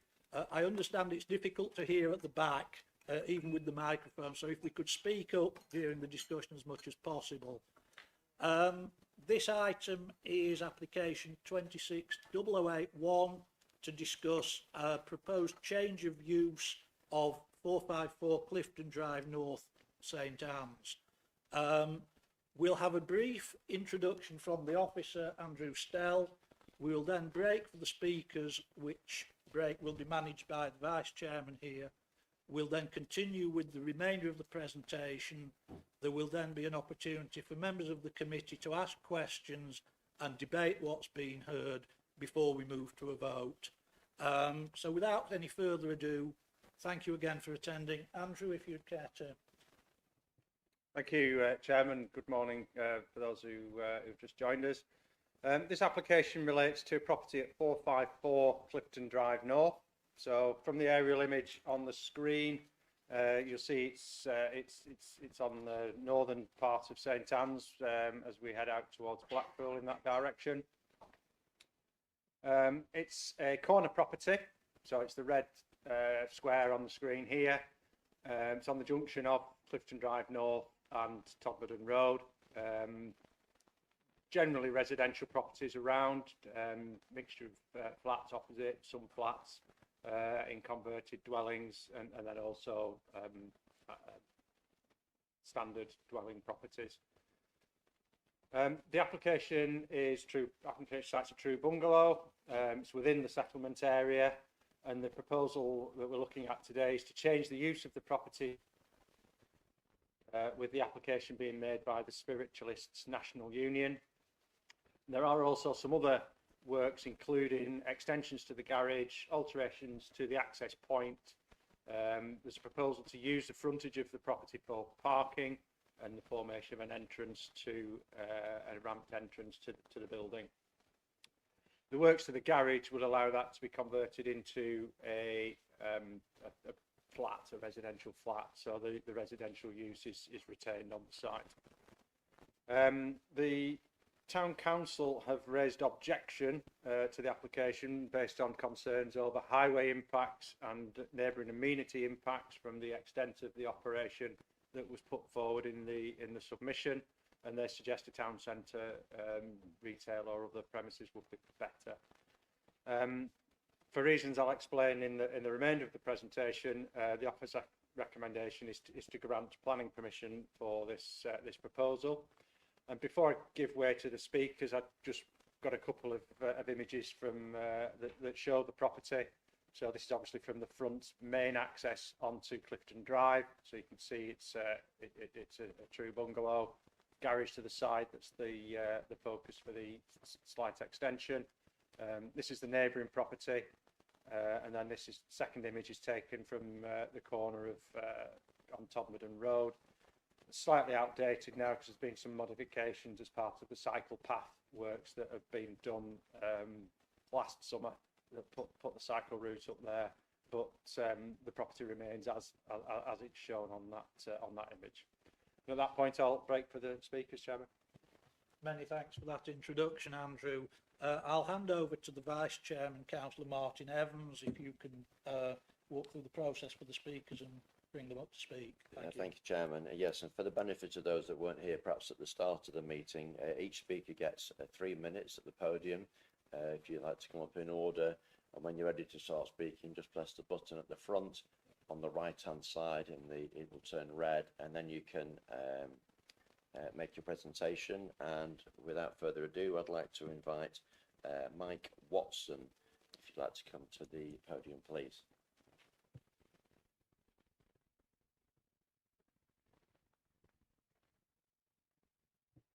Before you start, could I just quickly remind everybody, if you have a mobile phone, to silence it or turn it off, please, for the duration of the discussions. Thank you.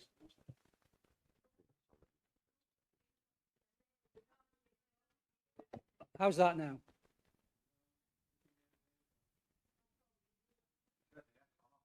Is that any better? Yeah, okay. I'll try and moderate it. Okay, thank you. Chairman, members of the committee, thank you for allowing me to speak. I am the immediate neighbouring resident of 454 Clifton Drive North, and I ask the committee to carefully consider the impact this proposal will have on local residents and the character of this established residential area. I would like to point out that the residents were given 3 weeks to respond to the planning application. The applicant, however, has had 4 months working with the planning officer to refine their proposal.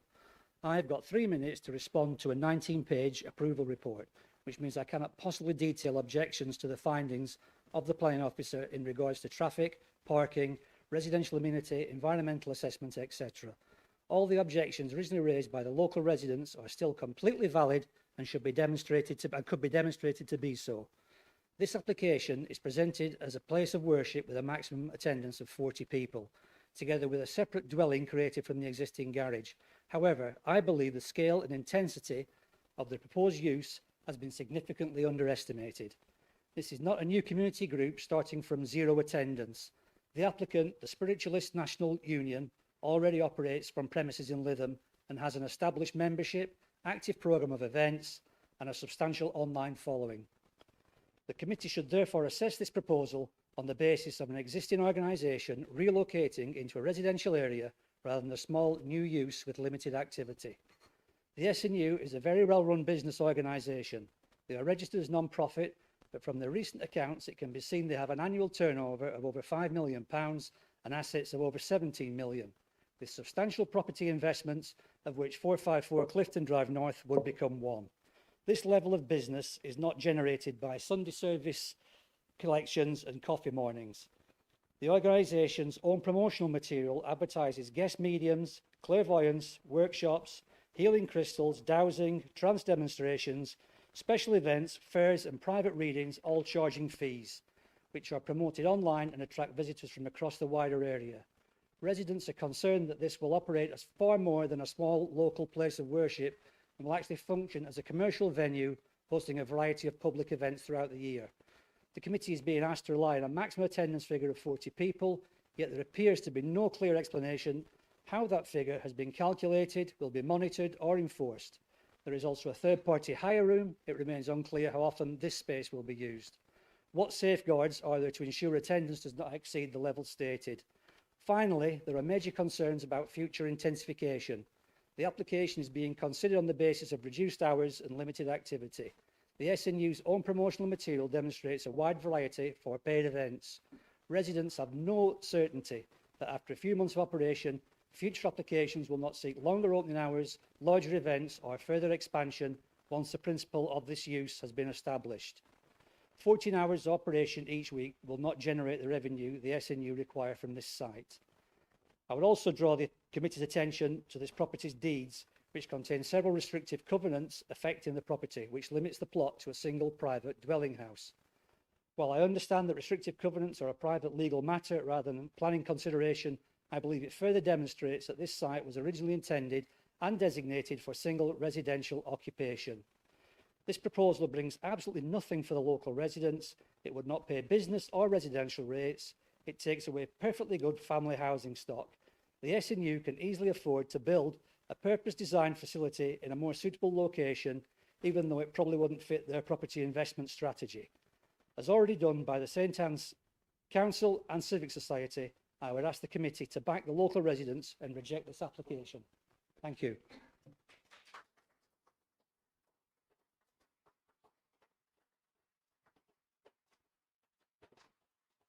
Thank you very much. And now can we hear from Mr. Peter Savick, please? Peter Savick. Yeah, you can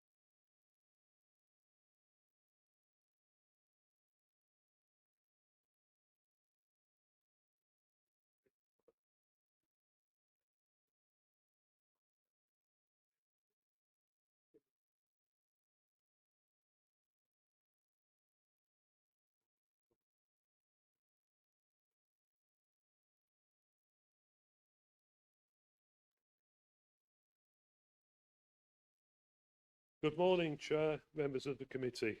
I apologise for the delay there, but I was pointing out that the photographs you were shown earlier for the entrance and access to the entrance and exit to the property are incorrect. The road system was changed 3 years ago, and now we have a completely different system. So if you're not aware of the local area, you should make yourselves aware before you come to a decision.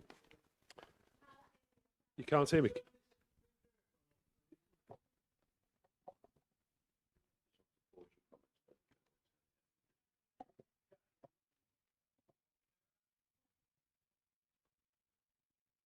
It is bad, I can't hear anything. Couldn't hear you speaking either.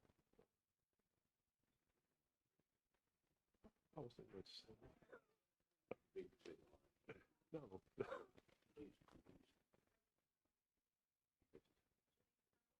Yeah. Chair, members of the committee, I'm speaking today regarding item 2, 454 Clifton Drive North, and my concern is the access arrangements on the A584 are not safe and not compliant with the standards Lancashire County Council normally expects. Clifton Drive North is a busy A road with cycle lanes in both directions. Every vehicle entering or leaving this site must cross those cycle lanes, and when vehicles are waiting to exit, they will be stationary across the footpath or within the cycle lane, forcing cyclists into the live traffic stream.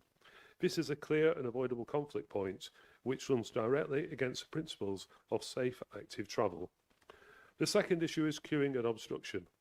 A place of worship does not generate a steady flow of traffic, but sharp peaks. People arrive together and they leave together. If there are 2 consecutive meetings, or if a small parking area is full, vehicles will have nowhere to go. They will queue back towards the access and on the A584 itself. That creates a risk of rear-end collisions and blocked visibility for anyone trying to re-enter the road. The application provides no speed survey, no visibility display plan, no sweat path analysis, and no parking accumulation assessment, which LTC may normally require before concluding that an access is safe. Without this, the committee is being asked to approve a use that could materially increase risk on one of the busiest roads in the borough, without evidence to justify it. The National Planning Policy Framework states that development should only be approved if it provides a safe and suitable access for all users and should be refused where it results in an unacceptable impact on highway safety, as in this case. Members, this is not about the principle of the use, it's about the safety of the access, and there's no evidence to demonstrate this is a safe plan. I ask you to refuse the application or at least defer until a full highways assessment is provided. Thank you.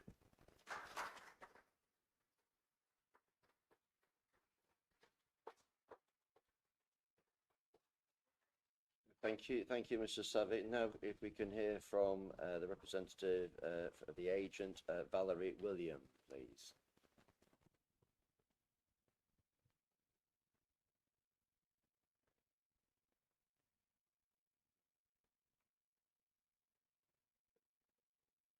Oh, thank you.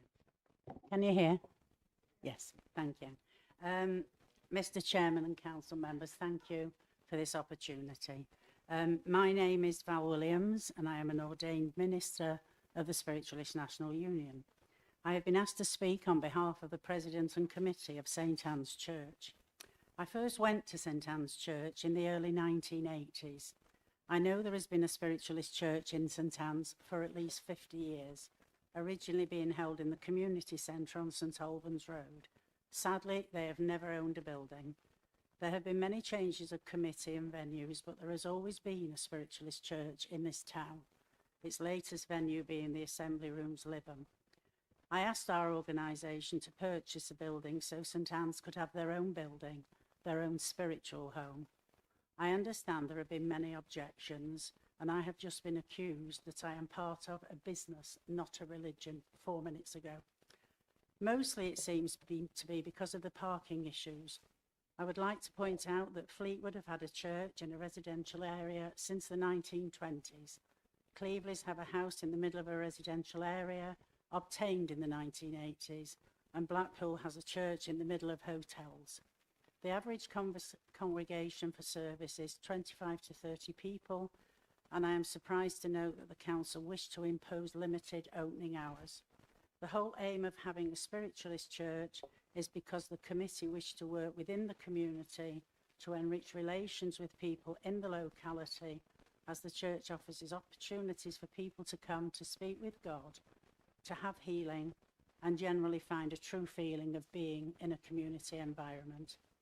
As a medium, I've worked for St Anne's Church for many years, over 45, and as many other mediums have, we've been able to help other organisations, local charities we've been able to help over the years, serving them in any way we could and fundraising when necessary.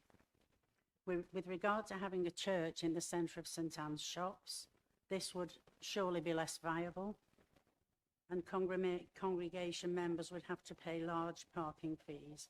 We are not proposing to have a business. We are not proposing to have a business, or it's not a shop, this is a church. Spiritualism was legally recognised from 1848, and as I said, there's always been a church in this town. The proposed flats would bring council tax, and having noted the concerns of residents about possible noise from the car park, this is a detached property. The people are going for a religious purpose, and I'm sure there has never been a complaint about noise levels in any of our 300 spiritualist churches. I truly believe that having a spiritualist church on this site will be productive for all concerned, and I pray there will be a positive outcome. Thank you. Thank you very much. Order. That's rather rude. I think it's important that all speakers are heard with respect, and we don't really need that kind of comment. Thank you. Thank you, Valerie. And now we hand back over to Officer. Thank you. Can we please have order? Otherwise, we will have to ask people to leave. This isn't some sort of theatre. This is a serious planning meeting. So please be respectful of what you hear, of what you have heard, and what you will hear in the discussion. Thank you. Andrew, I'll pass back to you for the continuation of the presentation now. Thank you. Thank you for that, Chairman. Before I go back into the presentation, I just want to respond to points made by the second speaker about the accuracy of the highway arrangements. In the presentation, I indicated I used a Google Street View image, which showed. I'll come back to Street View, hopefully.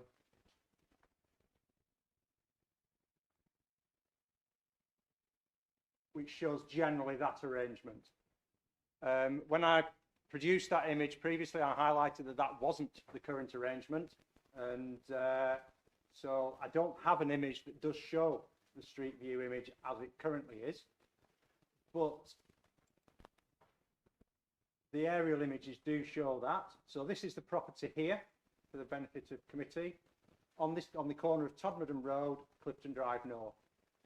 Clifton Drive North has one running lane in each direction, with an on carriageway cycle lane.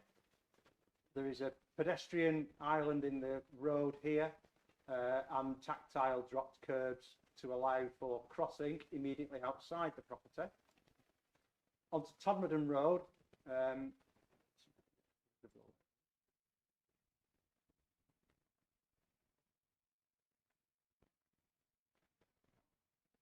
on Todmorden Road, the carriageway is one lane in each direction at this point, but becomes exit only at this point here.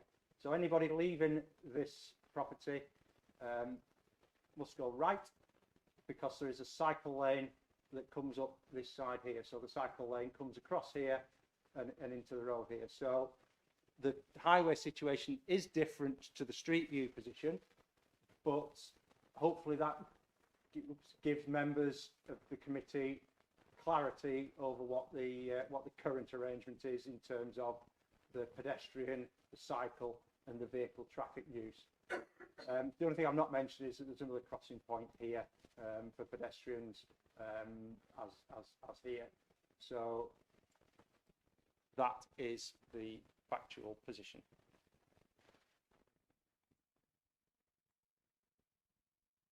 Returning to the presentation.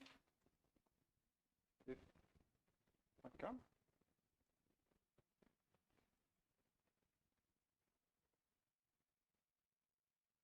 Ooh. Sorry, the presentation just crashed. One second.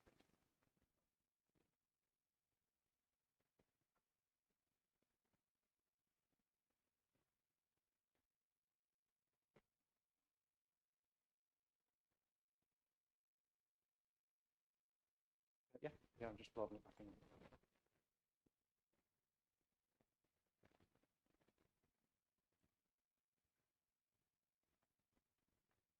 Okay, speakers. Right, apologies for that. Back to the presentation. So this is the site plan that has been submitted. So calling the aerial image, Clifton Drive North here, Tomeden Road to the side. So the current arrangement is an access point here, an access point here, a largely flagged front garden and the dwelling. The proposal is to clear the flags out and provide a 14-space car park on the frontage, utilising a slightly widened version of the inn, of the Clifton Drive North entrance point as an inn, and then utilising the Tomeden Road access point as an out. And then the property remains largely as it is, other than there is an extension to the rear of the garage, which is to be formed into a residential flat. You see that there are elements of landscaping introduced to the two road frontages as well. Moving on to the floor plan. So this is where the residential property is provided to the left-hand side. We've got the internal layout of the building, and then the ramp area that I mentioned that provides level access to the front of the building here. In elevation terms, the property remains largely as it is at present, other than there's a slight increase in the height of the garage to accommodate the insulation needs with modern garage construction. And then you've got this ramp being provided on the frontage. So it's largely as is. So looking at the main factors that we need to consider in this application, the property is located in the settlement area. So the local plan policy talks about making use of settlements for new development. They're the areas that are most have best access routes. We've seen the footpaths, cycle routes, bus stops, and road network that passes this property. So in that respect, it's in the right general location, but this property is in a residential area, residential neighbours close by and immediately adjacent to the rear and the side. So we need to consider impacts on their amenity and then also the level of use. So the application form, when it was submitted with the application, refers to quite extended hours of operation, from 9 AM in the morning until 10 at night, every day of the week. Now, that has obviously led to some concerns that we've had articulated by the first speaker this afternoon, morning, and we've since gone back to them to clarify the extent of the actual hours that are proposed to be used, and we've received the clarification on page 37 of the agenda papers, which I've got a slide for here, which indicates that these are the hours when the facility is intended to operate. So of the 7 days a week, it's closed 2 days, and on the other days, you've got a range of opening hours between 2 hours some days and up to 6 hours on a Friday. So whilst on the face of the application there was extensive use, when we've clarified that, the level of use is much less. And that has been quite key in our assessment and allowing us to bring this application to committee with a favourable recommendation, because that means that the level of activity is much reduced over what it could have been initially, and is at the point where we believe that it doesn't lead to an unacceptable impact on neighbouring amenity, particularly considering that the activity that takes place is likely to be internal rather than any external activity. And whilst there will be comings and goings, vehicle movements associated with that use, they are now in relatively compressed times, and are in any event on an area where there is relatively high levels of activity taking place with the bus route, and it's on the main route from St Anne's to Blackpool, etc. So with that level of use and the clarification that we've recently sought about the typical number of attendees at a function, which is somewhere in the 25 to 30 range, we're satisfied that the impact on neighbouring amenity from the activity is at an acceptable level. In terms of the parking and access arrangements, we have sought views from the local highway authority, as we do with all applications, where there are potential highway impacts, and have included their comments in full in the agenda papers on page 38 and 39. You'll see that they don't raise any objections to the application, and are satisfied that the use of the highway network, the level of parking, the revisions to the access point are all suitable for the development that's presented. The use of the front garden does cause some visual issues. Obviously, a car park has quite a hard urban feel and appearance, but that is largely the case anyway at this property with the entirely flagged front garden, and is not uncommon in that immediate area where there are also larger properties with big parking areas to the front.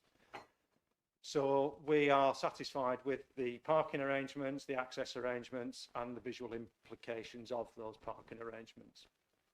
In terms of extensions to the building, there is a modest extension to the height of the garage and a modest extension to the rear of it, but looking at how that relates to the neighbour at 452, I think it is, the relationship there isn't one that leads to any massing or privacy or other concerns. So that aspect is acceptable. It's also negligible in terms of its visual impact on the appearance of the property in the street scene. In terms of housing supply, we've just presented and determined an application where housing supply was key. So one of the elements that we were keen to ensure here is that the existing property, single dwelling, that dwelling is not lost. So having the garage providing, albeit a smaller property, but it remains as one dwelling. There's no net loss of dwellings in the scheme. So that addresses our any concerns in that respect. So that brings us to the officer recommendation, which is as set out on the agenda papers, and is that planning permission should be granted. Thank you for that presentation, Andrew. Let's now move on to questions from members of the committee and debate. And the first member who's indicated to speak is Councillor Goodman. Thank you, Chair. Andrew, if we could just have the map that shows Topperden Road and Clifton Drive put back up. Yeah. It's just something I'd like to make other councillors aware if they're not sure. Yeah, that's right. Up until a few years ago, when the boundaries changed, this was my ward. I'm now on an adjoining ward, but we have had some years of great amount of change on Clifton Drive, going right up to Squires Gate with the installation of the cycle lanes on both sides. It did cause quite a bit of problems trying to get in and out of that road.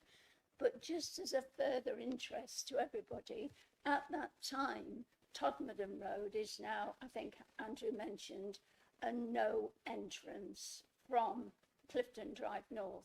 So you cannot turn down Todmorden Road. You have to continue towards St Anne's and go right, if you're coming from Blackpool, down Bentinck Road, which would then make you travelling back along the prom and up the other way to Todmorden. There is a car parking spaces nearby at North Beach Car Park. That's near to Summerfields, which you can probably see there on the area. It's within walking distance. And of course, there are places on the promenade that gets very, very busy in the summertime. It's a busy little intersection at Todmorden because you've got bus stops on both the left-hand side going to Blackpool and the right-hand side coming back. They're both major bus stops and they're only just past the Todmorden Road entrance. It is a residential area. I am aware of that, very much so. And I think that if that will help everyone, that's all I need to say. Thank you. Thank you, Councillor. I think that is helpful to members of the committee. Sandra, is there anything in that you need to come back on? Thank you. In which case, let's go on to Councillor Gardner, please. Thank you, Chairman. I'm concerned, and I'm reflecting on the Town Council's observations relating to the level of parking. There are going to be events taking place here, one-off events, and even the Town Council relates to the parking is contrary to Neighbourhood Plan TR3, i.e. 14 spaces is not appropriate in a front garden area of a property. And I'd like to know more information on that from our perspective, Andrew. And I just echo Councillor Goodman's explanation and concerns about that Todmorden Road area. It is now, you know, the road's tightened. It's become more complex to navigate that area now, and I just wonder. I just wanted really also to bring that to everyone's attention that it is a problem corner that now. Yes, of course. I suppose it's dealing with your final part. I suppose it is more complex in some ways, although it could also have been simplified in other ways because there's now only one direction of vehicle traffic coming through it. Yes, with the cycle lane, it's different to how many junctions and drivers would see many junctions operated. Coming back to your main point, your parking point, the level of parking that's provided is sufficient to meet our supplementary planning document SPD on parking. So that gives us a guidance as to the number of spaces that are appropriate based on on various types of uses, on a so many spaces per floor area approach. So this meets the parking standards for a place of worship of this size. So that is why we have the parking standards, is to give us a guide as to the level of parking that we should be aiming for. Clearly, there may well be events that attract additional cars, but I think, as Councillor Goodman explained, there are opportunities for parking in the vicinity. There's free parking on the promenade, Chairman. Thank you. Thank you.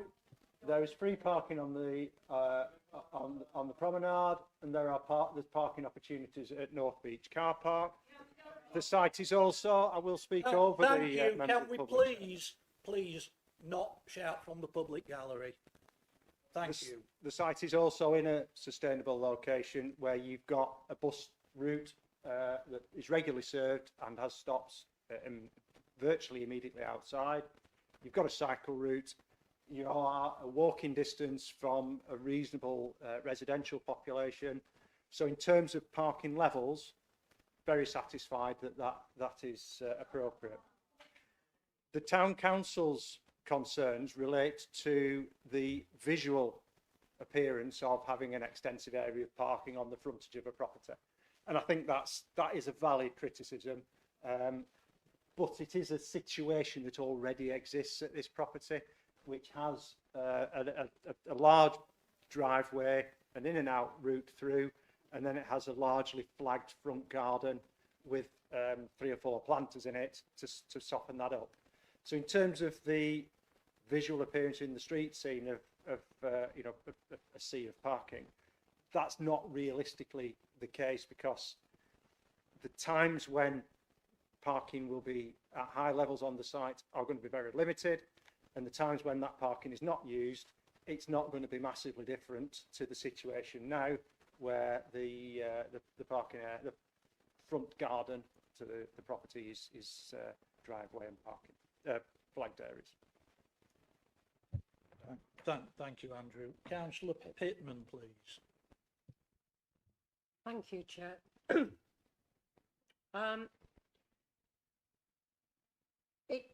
I've got 2 problems, or shall we say 2 observations. Basically, I'm not a great fan of paved front areas, which, as far as I'm concerned, are not really very sustainable. So I would hope that if this was passed, that basically the parking area to the front would not be an impervious surface. The other query I've got, and to be quite honest, I'm not quite sure whether Andrew would know this, is basically about how spiritualists, what should we say, conduct their sort of public gatherings, particularly funerals. This is a sort of gathering that could attract a lot of people. Similarly, weddings. I'm not sure how a spiritualist church operates in this sort of area, and whether you could end up with quite a lot of people, or whether they don't do that sort of thing. I'm not sure, but certainly a lot of churches do have concerts, and that is fundraising. So this is the sort of thing that I'd be wondering in terms of the impact on the surrounding area if they do weddings, funerals, odd occasions in which you're going to bring in people from far and wide, and obviously will create more noise and possibly nuisance to residents. So I'm not sure whether Andrew's in a position to answer that, but basically I think it's pertinent to some of the things that residents are concerned about. I think you raised some very good points there, Councillor. Can I bring Andrew in? Are you able to answer? Or? Yeah, the application is, whilst it's submitted by the Spiritualist Union, it is, in planning terms, it's an application. It's an application for a change of use of the property to a place of worship. So how that worship is undertaken isn't really a planning consideration. What we do is perhaps control it to be a place of worship rather than being a general function facility where you may have bigger gatherings and concerts and things like that that are unrelated to the worshipping element that takes place. I think also, it's a bungalow. It's a true bungalow, so it's not a huge building. So the capacity to accommodate, a significant wedding or a significant funeral is quite limited, just by the physical size of the property and the need to comply with, fire regulations and other things that are outside of planning, but will have a practical implication on the capacity of events that can be held there. So hopefully that gives you some reassurance that the idea is to try and look at how it would operate in circumstances other than the odd events that you referred to there, and deal with the planning considerations of that. In terms of the car parking drainage, you're right. That's not hard surfaces and front gardens is something that the government has specifically targeted in terms of planning legislation. This area is already hard surfaced, and the arrangements for the hard surfacing of it in terms of the new parking area would need to be appropriately drained to make sure that it isn't leading to surface water running off to the road and causing, or to neighbour properties even, and causing flooding consequences. Thank Just please. basically just come back on that. Obviously, the church can apply for what should we say, to hold other events, which obviously are not part of the planning, and that's the unknown, isn't it? That we don't know at the moment whether what they might undertake in the future and what they are permitted to undertake. So there is still a question mark as to the other activities that may well happen once they've got planning permission, or if they've got planning permission. Thanks. And you're quite correct there, Councillor Pittman, and those matters are, as you rightly say, beyond the scope of planning. They may be matters for licensing or another regulatory body, but I don't know how much we can base this decision on those matters that are outside the scope of this committee. But thank you for raising the point. It's a valid point. I'm sure something other members of the committee will be considering. We have Councillor Settle next, please. Okay, Chairman. My point's a matter of clarification, if Andrew could perhaps help me. Page 43 mentions that a place of worship is class F1. I'm a bit concerned about whether it's more than a place of worship and whether it should actually be a different class. I say that because the first speaker mentioned that there are various paired activities, and I can't remember the names of all these things, Reiki and things like that, where people can pay to have these things done, which seems a bit more than a place of worship. I accept that places of worship always have fundraising activities for new roofs, etc.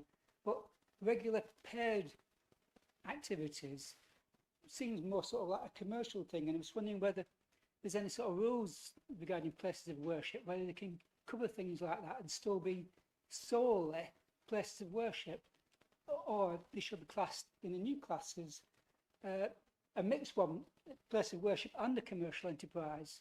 So I'm not aware of sort of how the rules operate on this, but it does seem more like it's 50% place of worship, 50% commercial activity. I don't know if you can answer that question. Shall we bring Andrew in and see if he can answer that, please? Yes, Chairman. I'm not sure where Councillor Settle bases that percentage on, but the application is okay. Fair enough. Good answer. The application relates to a mixed-use development, but that mixed use is between a place of worship and a residential development. And well, in the description of the development, that's where it says that, and that is how it would operate. So, in terms of being I don't know, a theatre, using a reference that was made earlier, that's not what's applied for here. It's a place of worship, and that's why there is a condition that sets out in on page 50, condition 6, which sets out that it will operate as a mixed use of a place of worship and as a residential dwelling, in accordance with the plans that are set out and are showed on the screen. In fact, the next plan on, I showed on the screen there. So that's what it is. Now, whether it could be used for ways that are incidental to those uses, that's always something that's possible in a planning application. In that, you know, a restaurant can offer alcohol, and that doesn't mean it's a drinking establishment, but it's that use is an incidental use to the main use as the restaurant.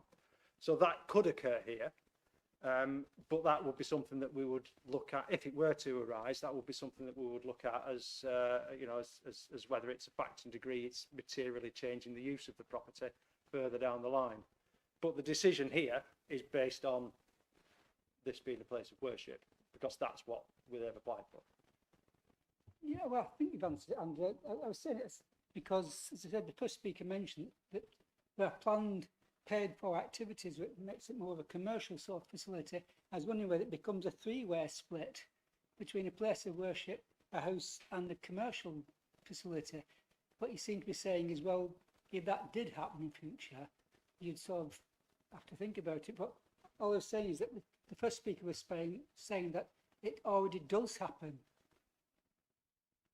I think what we need to, through you, Chair, I think what we need to be careful to do is to determine the application that's presented, not what speakers may perceive to be the potential activity that's being proposed. We've got an application here that proposes a place of worship alongside the residential use, not something that's wider than that. I understand your dilemma, Andrew. We have to look at simply the application, but I can't not hear what I just heard. That's my dilemma. But, yeah, sorry, I wasn't meaning to say that you should ignore the speaker's points, but I'm trying to emphasise is we need to determine, you need to determine the application. Yeah, I understand, yeah. Okay, thanks. Thank you. Can I just bring the Vice Chairman in briefly before we move on to the next? I agree with Councillor Settle's point, but I think if you take all the representations we had, the final applicant pushed back on the commercial side of it and stated that that wasn't their intention. So you've got to balance out what's said across all the representations. Thank you for that input there. Councillor Griffiths, please. Thank you, Chair. I'm glad to see that on the conditions we've included a 30-year habitat management and maintenance plan for this development. And looking at it, I can't find a planning reason to refuse this, so I'm happy to support it. Thank you. Thank you. Do you want to just hold that until we've heard from the other councillors, please? Councillor Farrington, please. Thank you. Thank you, Chair. For me, this comes down to a question of logistics. It was sort of touched on by Speaker 2, actually. But to get to that point, you have to consider the usage, actually, because that feeds into what was described as back-to-back meetings. In the same way, if, for example, you had a yoga class running from 10 to 11 o'clock and then 11 to 12 o'clock, you had someone else coming in doing spiritual healing or something, you create little peaks of activity. So when it comes down to logistics, that right turn is crucial out of the property, because I know from personal experience, having sat in traffic there, that if 2 or 3 cars in a queue there want to turn right, and there happens to be a lot of traffic coming along at that moment, then you're stuck. You're stuck there for 5 minutes at least. So if that's during a transition between classes or a medium swap over where they've paid for one activity for 1 hour and then the next group is coming in, you can get a backlog in the car park and quite possibly a queue of people who can't enter the car park, who will be queuing on the street. And I think that's is a material consideration, because that will happen because of the nature and the commercial element that Councillor Settle mentioned a moment ago. So it is actually, does definitely feed in to what I see as a problematic setup for that car park and the logistics. And I'm quite worried that that's just going to, particularly in summer where you get massive queues running up that street, it is going to cause an issue. So, yeah, I would also add that I think the public gallery don't help their own cause by their interjections, Chair. Anyway, it does create some issues for me, and it is, at the moment, I've not decided, but it is a bit of a balance, I think. Councillor Farrington, thank you for that, and I think you make a very good point. I completely understand the strength of feeling on this in the public gallery, but please try to restrain yourselves. We have to have the debate. We have to see due process through. I do completely understand. I honestly do. Councillor Redcliffe, please. Yes, I'm going to say as a previous chairman that the public gallery ought to respect venue and the fact that they have freedom to listen, and we've had a public platform where people have been able to speak, and that should be, as the chair has already pointed out, respected. I've got a number of concerns here about this application. Some of them have been dealt with by other people, some of the points they've made. And I'm going to put on one side, I'm talking here about impact in terms of neighbourhood amenity and changing the street scene, the character of the area, the amount of activity around a particular building, access, egress, a number of issues. I don't want to speculate, because we've been quite rightly told it wouldn't be proper to do this, about the potential level of activity and how significant that might be. But I think what we can agree upon is that this is almost exclusively a residential area.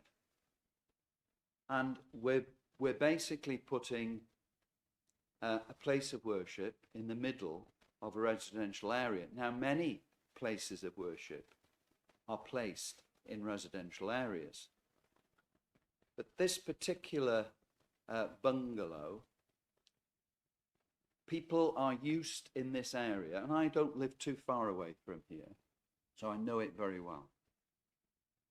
Because it's an exclusively residential area, and this has been a bungalow, you're probably looking, in my experience, at movements of traffic in and out of the property of 1, 2, maximum 3 cars occasionally, cars being left there for long periods of time. Now, I defy anybody to say this is not a major significant change in the use of the building when we're looking at potentially up to 14 cars coming in and out and accessing the premises. That in itself is a huge sea change.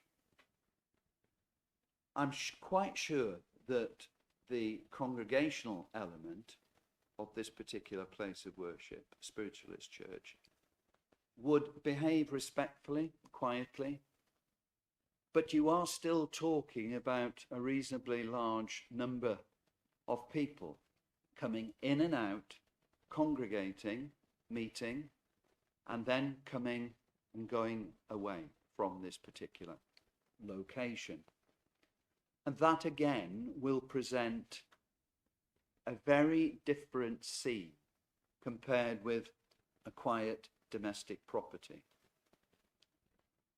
The other concern that one or two people have referred to is that I use that road a lot coming back and forth from the town hall.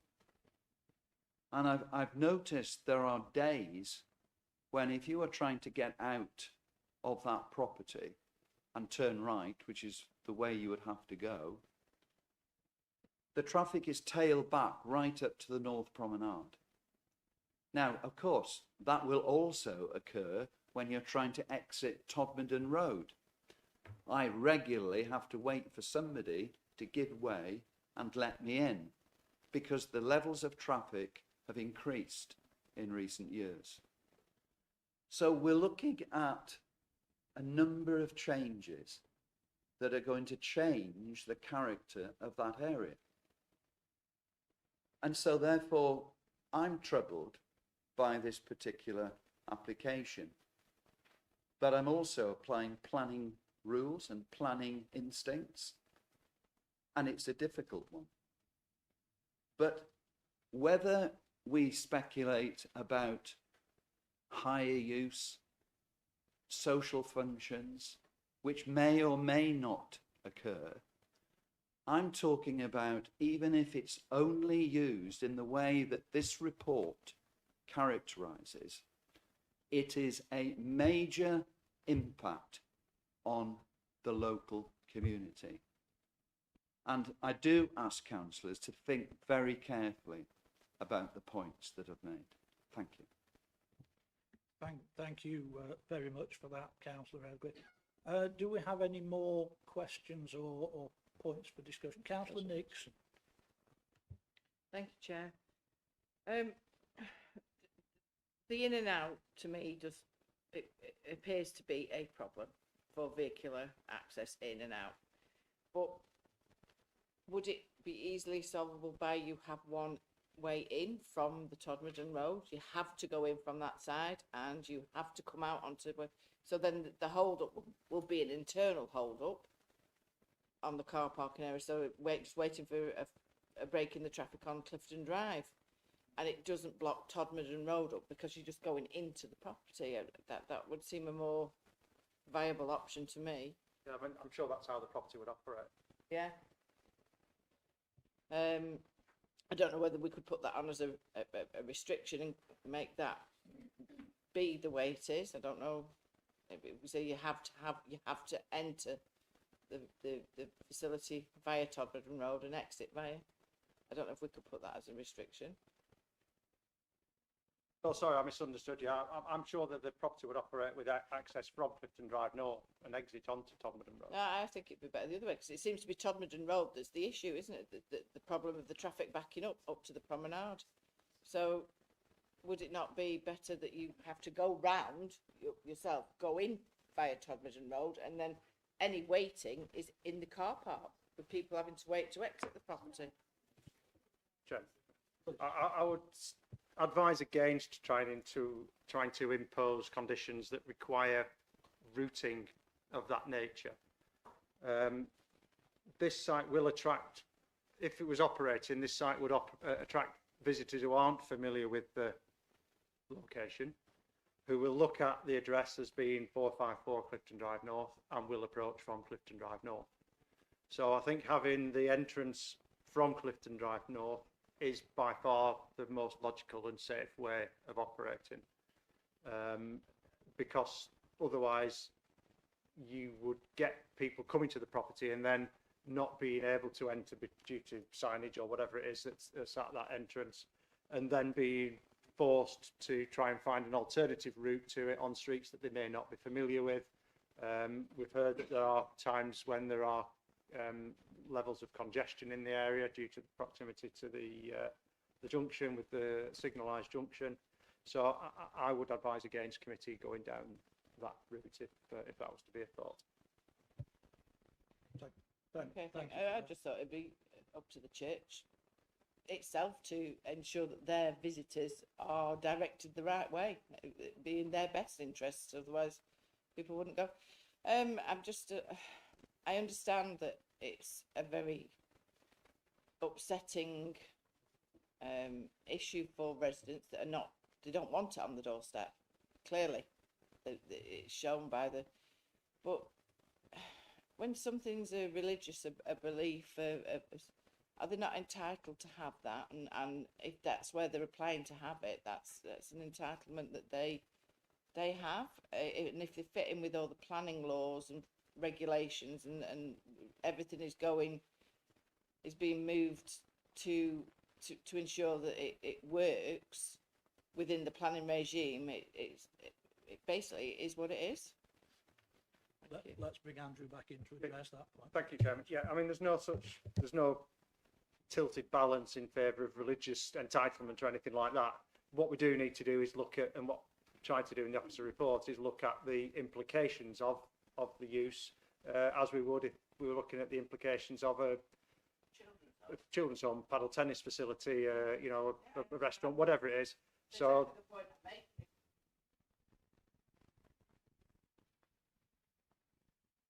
Entitlement of whoever wants to believe in it, but it's if it's going to fit in within our planning regulations and rules, then it fits in. And where do we go? the tilted balances, do you believe in it? It's your emotions with the residents. Do you?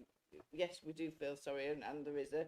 But if we've got to stick within our planning regulations and our rules, we've got to stick within them, and that's what we're here to do. Thank you for that, and you're quite right. We do need to stick to the planning considerations, and one of the serious ones clearly with this is the parking issues, which before we move on any further than that, I think Councillor Farrington would like to come in, and then Yeah, Councillor just a point to maybe help guidance on an alternative direction of, because if you actually came in from Todmorden Road, imagine the first person out of the car park following a class, and also just let's also say that let's get away from the word religion and that. If this is events and classes and paid for little things, you could equally say it could be workouts, yoga classes, Reiki healing, whatever it could be. But if you had an hour and then people came out into the 14 cars and the first person out just was struggling to turn right, just as people were queuing in for the next class, what Councillor Nixon's suggesting there would create a worse queue down, because if you couldn't actually turn right into the car park because it was gridlocked, then you've got a worse scenario. So actually I think we need to move away from that. And just to go back to what I said before, it comes down to logistics. If you have, as Councillor Redcliffe talked about, a bigger impact, because you're going from an average of a couple of cars parked on the front of a building. Here we're talking about impacts where you've got 14 cars and they have timed movements within a minute or two of each other. And for me, that is a problem. I think it's got nothing to do with religion. It's got nothing to do with churches, but the actual aspect of having planned hourly groups for things is significant. And for me, that's why it doesn't work. And I think I've sort of decided where I'm heading on this. Thank you. Thank you, Councillor. Councillor Dixon, would you like to? Thanks, Chair. Again, it's it comes down to what's allowable and not allowable in planning. And but for me, I think the County Council have let us down here, because I think Andrew, in his excellent presentation, I think the recommendation is the right recommendation from officers. However, I disagree vehemently with the County Council on this. I think that junction is a problem. So it's not an application purely on the traffic grounds that I can support, but I understand why the officers have come to the conclusion they have. Thank you for that. And I think we'll see in one of the later applications where there is a recommendation from Highways that goes against what we're saying. It's, if you like, the gloves on the other hand on that one. Before we move on, Vice Chairman, did you want to? Yeah, I mean, again, useful debate, and I think we're judging by the mood of the room, Chairman, it might be beneficial to see if we should take an adjournment to see if there is an alternative view that can be put before the committee. I don't know if that's the right process to take, or whether what would we do there? Can we bring the officers in, possibly the director? We take a vote first. Chairman, at the moment, excuse me, we currently have a proposal for approval from Councillor Griffiths. We don't have a seconder, but we don't have anything else on the table. Okay, so at this moment in time, an adjournment would not be an appropriate course of action. Thank you. So we need to find a second. So, are there any other points before we go on? In that case, we have a proposer to accept the recommendation. Do we have a seconder for that? And that's a very unusual circumstance where we don't have a seconder. In that case, do we have a counter proposal? Councillor Pittman? Are you, in that case, proposing that the application is turned down? Yeah. Thank you. And do you have a seconder for that? Councillor Farrington? In that case, we do need to adjourn the discussion. The officers, along with myself and the Vice Chairman, and the proposer and seconder of that proposal need to adjourn to discuss that. The adjournment will be as short as possible, I do promise you.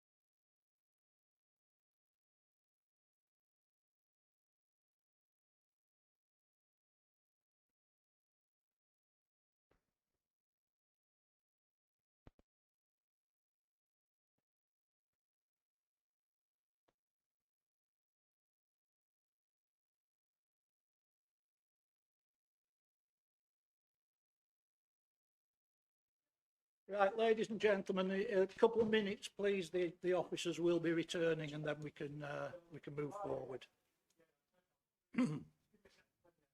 Thank you.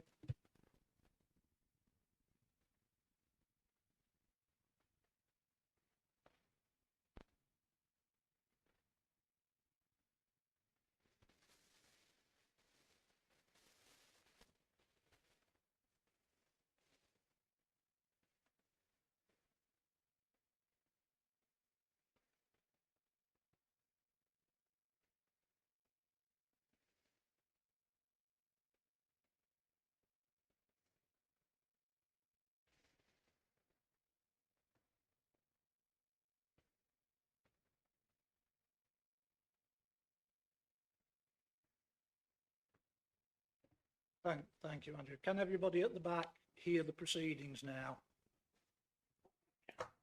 Thank you.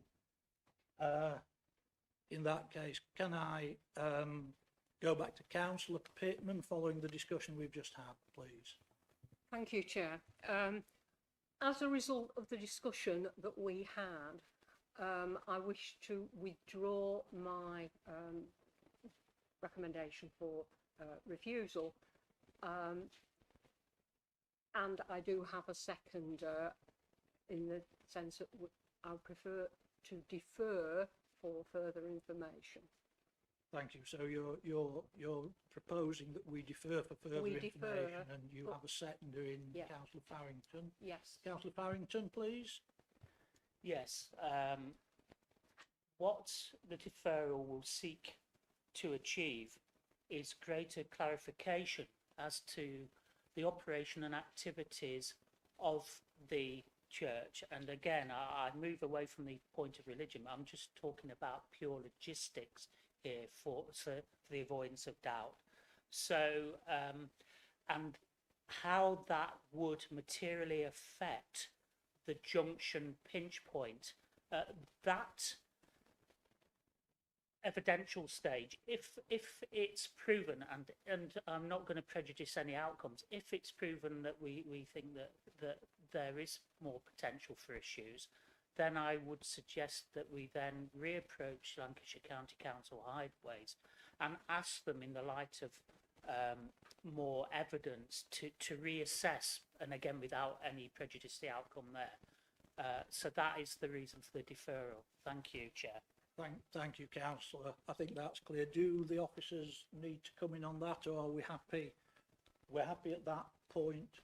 Yeah, I'm satisfied, Chairman, that the request for a deferral relates to greater clarity over the operation of the facility and any ancillary activities associated with that primary use. To give us the opportunity to reconsult with Highways should that be necessary. Thank you. And this isn't a question and answer, I'm sorry, but I think to try and anticipate, are we looking at deferring till the next meeting, or is that likely? Chairman, I wouldn't give a time scale for that. Obviously, we will reach out to the applicants following this meeting. They may well take time to provide the information. We then need to consult on it. So I think the next meeting is perhaps unlikely. Okay, thank you. And residents presumably will, on the revision, have the opportunity to have further. Dependent on us receiving further information, that will all be added to the public file as normal. Thank you. So in that case, hopefully it's clear to everybody what we're looking at doing here. We're looking at deferring a decision on this application for further information on the grounds that Councillor Farrington said following his seconding of Councillor Pittman's proposal. In that case, can we move to a vote? Those in favour of deferral, please show. Anybody against deferral? Thank you. And there are no abstentions. I think that was everybody. In that case, thank you everybody for your time on this. I'm sorry that it's been such a long and involved process, but that there will be further opportunity. This isn't just kicking the can down the road, I can assure you of that. This is to get further clarity on what the proposed operation is going to be and the implications of that. And there will be opportunities, as Andrew said, to comment further. So thank you for that. Let's have a few minutes break before the next item, just to allow people to leave if they wish to. Thank you.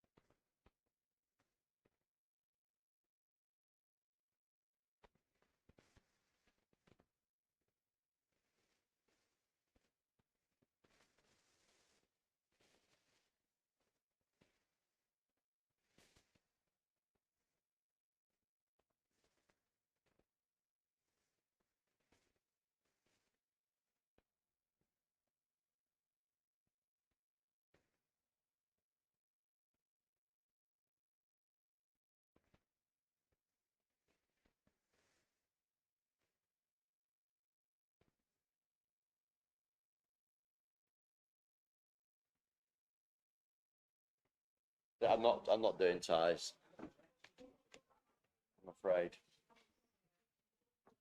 Right, ladies and gentlemen, are Without further ado. we about to be sitting comfortably, Councillor Farrington? Yes. Thank you. Who are we missing? We're missing. Oh, that's better. Oh, we're missing. So the laptop is producing heat. Councillors, officers, thank you very much for your time and consideration on that. I think we've come to a good decision there, and a reasoned decision. Let's move on then to item 3 on the agenda, which is Loudon South Westby Close, and Rob will lead us through this item. We have no further speakers on this, so if you can't hear at the back, tough. No, it's not. Thank you. Over Thanks, to you, Chair. Rob. Afternoon, everybody. It's a long day so far. So yeah, next item is agenda item 3, which is 26/94 on land south of Westby Close in White Hills. The planning application we're considering is the construction of a building for use as an indoor paddle tennis facility, which includes access, parking and landscaping arrangements. The application site is in White Hills, which is identified by the red line on the aerial image. Just so you can place where the site is, we have B&Q here, Lytham St Anne's Way with all the car dealerships in this location to the south of the application site. The site is an allocated employment site within the local plan, but also forms part of a much wider employment area in White Hills. I'm not sure if everybody is familiar with paddle. It's very popular, so I'd be surprised if you don't. But it's basically a hybrid between tennis and squash. This is an indoor facility, so it's housed within the building. There's 5 courts proposed within the scheme. Each of those courts are enclosed by either a wire cage or glass enclosure that allows for shots to be played off the sides like you would do in a squash. I think everything else is very much similar in terms of tennis. A couple of shots of the site as present. So the site in the top images is to the right hand side, so you can see that it's not much really to see, to be honest with you. It's been cleared, it's level, ready for development. The image to the bottom right hand corner, that's took from the south, and that's viewed along the existing access road, along the access road into the site. So the site is about here. This employment building that you see on the right hand side is that employment building there. Just a few photos in terms of what's around the site at the moment. It is commercial in nature. We've got large scale employment buildings, office accommodation, a variety of construction materials. They are quite large in scale, as you would expect for an employment building, but we do have, and members probably will recall, outline consent being granted for housing immediately to the west of the application site. So, site layout, that's identified by the red square here. Building is site to site, back to back with the existing employment unit to the east. We have a landscaping strip along the north with Westby Close, which is a continuation of the existing landscaping arrangements to the employment building. Vehicle access from the south, 52 parking spaces, which includes 4 disabled bays, motorbike parking, and boundary treatments consist of a mesh fence to the building rear and side, and then revision's been received to remove mesh fencing from the periphery of the car park, replacing it with a timber knee rail. That's the building. Again, it's designed in terms of scale and appearance to reflect the existing employment building position to the east. Nothing really much more to say about that. Main issues, primarily the presentation is focused on principle of development. Technical matters wise, design, amenity, those kind of things were all just to be acceptable. The main issue really for consideration is the principle of development, and that's primarily because the site is an employment allocation. So the employment allocation and the supporting policy, that supports industrial uses, and the paddle court clearly isn't an industrial use. So the proposal itself is contrary to that policy and would result in the loss of allocated employment land. Notwithstanding that, though, we do have other policies in the local plan which allow for alternative land uses on employment allocations. That is subject to consideration of whether or not the site can be reasonably developed for the can't be developed or hasn't been developed for the intended uses for industrial purposes. As part of that process, the applicant has tried to demonstrate what marketing has been undertaken. That marketing has demonstrated that it's been available to market since 2016.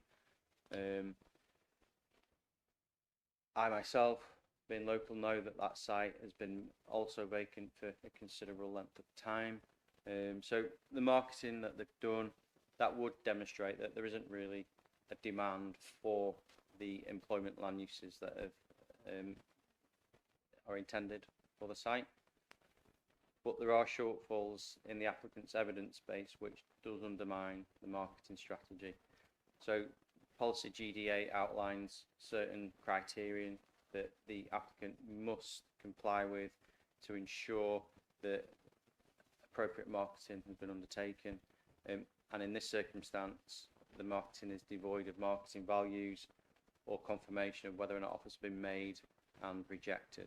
So there is a slight shortfall in GDA, which obviously has a knock-on effect for whether or not we should be supporting the principle of a paddle use facility on the site. Another element of the principal assessment is main town centre uses. Now, spuriously, the framework advises that intensive sport is a main town centre use, so it encourages such uses to town centres in the first instance, as does our policy EC5 of the local plan. In this scenario, the applicant has to demonstrate to us that there aren't any alternative sites within those centres or on the edge of those centres. They have undertaken that work and there aren't any other sites available. In addition to that, because of the size of the floor area, the applicant has to do impact testing to ensure that there's no impact upon centres by virtue of the fact that the facility will be located out of centre. And that impact assessment has also confirmed that there isn't any issues in terms of vitality or viability of those centres which have been considered. In addition to those two matters, we also have locational requirements for indoor sport facilities. So we have policy HW3, which encourages indoor sport facilities where appropriate in size and scale to the settlement and to accessible locations. So this site is located in with Whitehills. It's one of 4 strategic locations for development in Fylde, which is encouraged by policy DLF1. In addition to that, the site is in a highly accessible location. It's close to the main roads. It's accessible by foot, by cycle, by bus. So we can also say that the site is accessible and thereby accords with policy HW3. So as reported, there is concern for the loss of employment land and how that is contrary to policy EC1. But as we have been discussing earlier, we need to undertake the planning balance exercise. So the loss of the employment land, that has to be balanced against the benefits that might be brought forward as a result of the proposal. So there's several benefits associated to the scheme. As we've discussed, the site's in a strategic location for development. It's also in an area which is deficient of this type of indoor sporting activity. So there's no equivalent facilities within Whitehills, and when you look at the spread of existing provision, there's nothing extending towards the Kirkham areas. Quite sufficient provision at the moment within Lytham, within St Anne's, within Blackpool. There's some new facilities certainly within Lowther Gardens, for example, and there's a new indoor paddle facility next to Blackpool Aldi. But like I say, there is certainly a gap, shall we say, in the market for a paddle use at White Hills. In addition to that, we've also got the benefit in terms of increased sporting provision within the borough and the add-ons that we'll have in terms of opening it up, increased opportunity for residents to participate in sport and physical activity, and then the knock-on effect for health and well-being of our residents as well. There's no impact on the vitality or viability of our existing centres. The site, it doesn't look good, so there is certainly regeneration benefit for visual enhancement of the land itself. We have job creation, with the applicant confirming up to 103 jobs through the construction process. So that's from groundwork through to construction, through to internal kit out, landscaping, as well as 14 full and part-time jobs associated to the operation of the development. In addition, there is an element of future proofing with the proposal. So the building is large scale. The internal fit out to facilitate paddle use could easily be ripped out, and then you have an employment use which could quite easily move into that premises if the paddle facility ever vacated the building. We also have obviously the mandatory 10% BNG. So bearing in mind the loss of employment land balance against the benefits, officer assessment is that those benefits outweigh the harm as the loss of the employment land. So it's recommended for approval, subject to the statutory BNG, schedule of appropriate conditions, and a revision to condition 5, which is the hours of use condition as per your late observation sheet. Many thanks for that presentation, Rob. Let's move to questions and the debate. Before I bring in the first member of the committee, Vice Chairman, did you wish to speak? Oh, little go. Thank you very Off much you indeed. I'll keep it short, really. Thanks, Rob. I really like this proposal. I think it's been a section of White Hills that hasn't been developed for considerable time, and if obviously the vacant pitch takes away from the rest of the look and visuals of the site. And I think while it is taking employment building away, it's future-proofed because it, as you've alluded to, it can be easily converted at a later stage. It need to be, there's adequate parking for that site as well. It does bring jobs into the area. The building design is in keeping with what's around it. There's a lot of houses in the local area, so it does bring sporting facilities to those houses as well as to the people working in the existing businesses. Also, there's a security issue which could be taken into account, but a lot of those businesses operate office hours, and if this site is going to be manned and utilised outside of those office hours into the evening, then it means there are more people around on the White Hills estate outside of regular office hours, which could help with any antisocial behaviour, rat runs and that like as well. So I think on balance, while it takes away potential economic usage of the site, I think it does help complete White Hills, and I think it should be given serious consideration. I'd be happy to support it. Thank you. Thank you. Thank you for that, Councillor. I have Councillor Nixon, then Councillor Pittman, then I believe Councillor Redcliffe's indicated after that. Thank you. You answered one of my questions. It would be how many people would it actually employ at the end? So it's not saying it's not employing anybody. 14 people, so it's a relatively good number, isn't it? And then the other comment I wanted to make was on there are 2 other diverse facilities. One of them's the Clip and Climb. They probably only employ about 12, 14 people, something like that. And the Transform Hub, which is another, like a gym facility that don't employ a lot of people, but they're on there. So it fits in for me. I don't see it. I'm really glad they've got 52 parking spaces, because you probably only get, even if everybody came in a car, you've got 20 to play. If you had 4 on each court, is it 4 on a court? And then, well, yeah, you've got enough parking space there, which is desperate because people do park on the roads and on the pavements there and make a mess of it all. But yeah, I've no objections about it and happy to support it. Yeah, just to respond to car parking. So yeah, in actual fact, the scheme is deficient of 17 parking spaces, so our standard would require 69 parking spaces.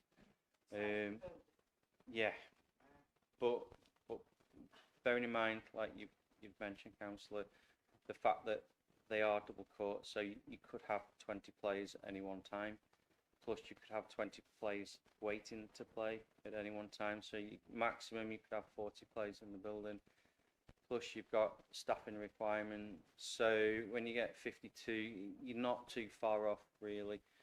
But again, we were talking about future proofing, so any employment use moving into that building would require a much lower parking standard, so we are future proofed in terms of car parking provision as well. Thank you, Rob. That's a very good point. And just picking up on that, and it's something I should know already. Are there any charging points included in parking for this? There's no charging points included. Obviously, if that's within that comes through my hearing aids, so Oh. distracts me. No, there's no electric charging within this facility. But again, I think that would only be a necessary requirement for staff. Obviously, with the high turnover of players that are going through there, they're only going to be on site for perhaps an hour and a half. So, Thank you for that. Sorry to put you on the spot there, Rob. Councillor Pittman, please. Thank you, Chair. It's a welcome relief to find that we don't have an application for more houses and more factories. And basically, this area does need recreation and sporting facilities for residents, young people. It's no good just putting a little play park there. They grow up, they need more to do. So I am delighted that there is something in White Hills, and it's not just a barren desert of these big warehouse type buildings, that there will be something going on that does give people more of a life than just working and going to bed. So I would happily propose approval if and when the time is right, but Thank you, Councillor Pittman. We'll come back to you hopefully fairly shortly on that. Councillor Redcliffe. Well, unusually, I can say after opening one, it's sometimes a week or two ago, I have actual experience of playing on a padel tennis court, right? I won't tell you how well I played, but I did have a go with my wife. Very difficult with a chain around your neck, etc. But I have an insight into these, and I will say that this one is it's very similar to the one that I opened.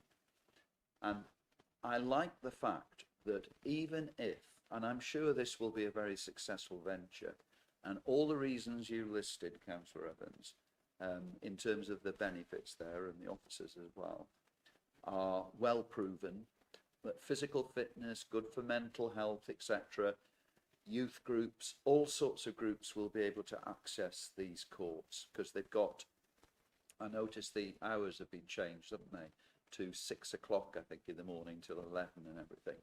And that's to give access to everybody, working shifts, etc. But you're told, aren't you, mobility is really important for any age. But even if this business failed, what you're getting here, and it's in the report, is a building that can be transformed into industrial storage unit. Therefore, you know, the policy conflict is somewhat tempered because actually that might still, hopefully it won't because this will be good, but if it is, it's there for industrial purpose. So the building is there and might attract tenants in the future. So I'm very much in favour. Thank you. Thank you, Councillor Redcliffe. Do we have any other questions or comments on this one? In which case, Councillor Pittman, I'll come back to you. You'd indicated that you're happy to propose. Do we have a seconder? Councillor Settle, I think, was the quickest on the draw. Those in favour? And I think that's unanimous, so we don't need to go to the other. Thank you very much. Shall we move straight on now to item 4? give Rob time to at least vacate his chair. Thank you very much for that presentation, Rob. Really appreciate it. That's how you do it, Andrew. That's how you do it. And I'm tempted to look to my right and say, haven't we met somewhere before? Right, back to Andrew then for this last application of the morning, which is 260106, land southwest of the A585 junction of Garstang New Road and Mains Lane. Andrew, over to you. Thank you, Chairman. Right, back to where we started. In terms of the application type, almost. So this is an application on the Polton, well, it's right at the edge of Fylde with Wyre. So we've got Windy Harbour, Fleetwood Road coming up to Windy Harbour Junction, the new Windy Harbour bypass, joining up with the River Wyre pub, Mains Lane just near the River Wyre pub. So we're just before you get to that pub at the traffic light junction alongside it. So it's an application for permission in principle, PIP, for up to 9 dwellings, as at School Road, at Church Road, sorry. This site is allocated as countryside in the Fylde local plan.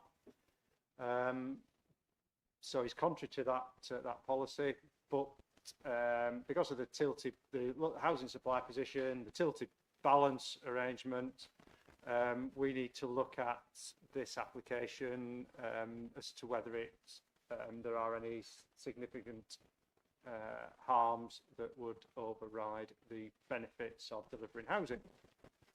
The officer recommendation is that there aren't, so we should grant the PIP approval.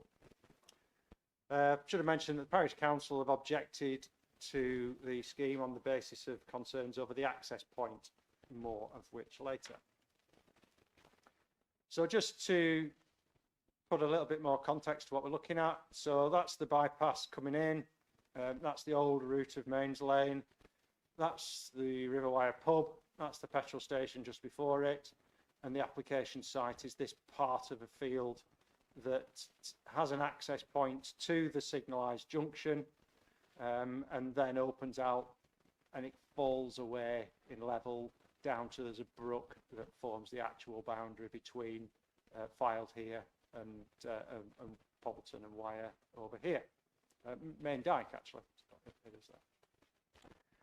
So that's an aerial image of what's proposed. Permission in principle, no details of the housing layout, no details of the number other than it's less than 9, sorry, up to 9, and no details of the layout, obviously. Pictures of what we're looking at. So this is from across the junction. This is from the Mains Lane side. So the access point that's proposed is this stub here. So this is provided from the main running route of the bypass, which serves the land for agricultural purposes at the moment. So obviously it's a greenfield site in agricultural use. Looking a little bit further on, see you've got pedestrian crossing facilities from Mains Lane onto the opposite side, which goes into Polton. Looking from that other side of the road, that pedestrian facility, so the access point is here. You've got this connection between mobile phone mast in the way, but you've got a connection between that's outside of the site, but seemingly part of the adopted highway.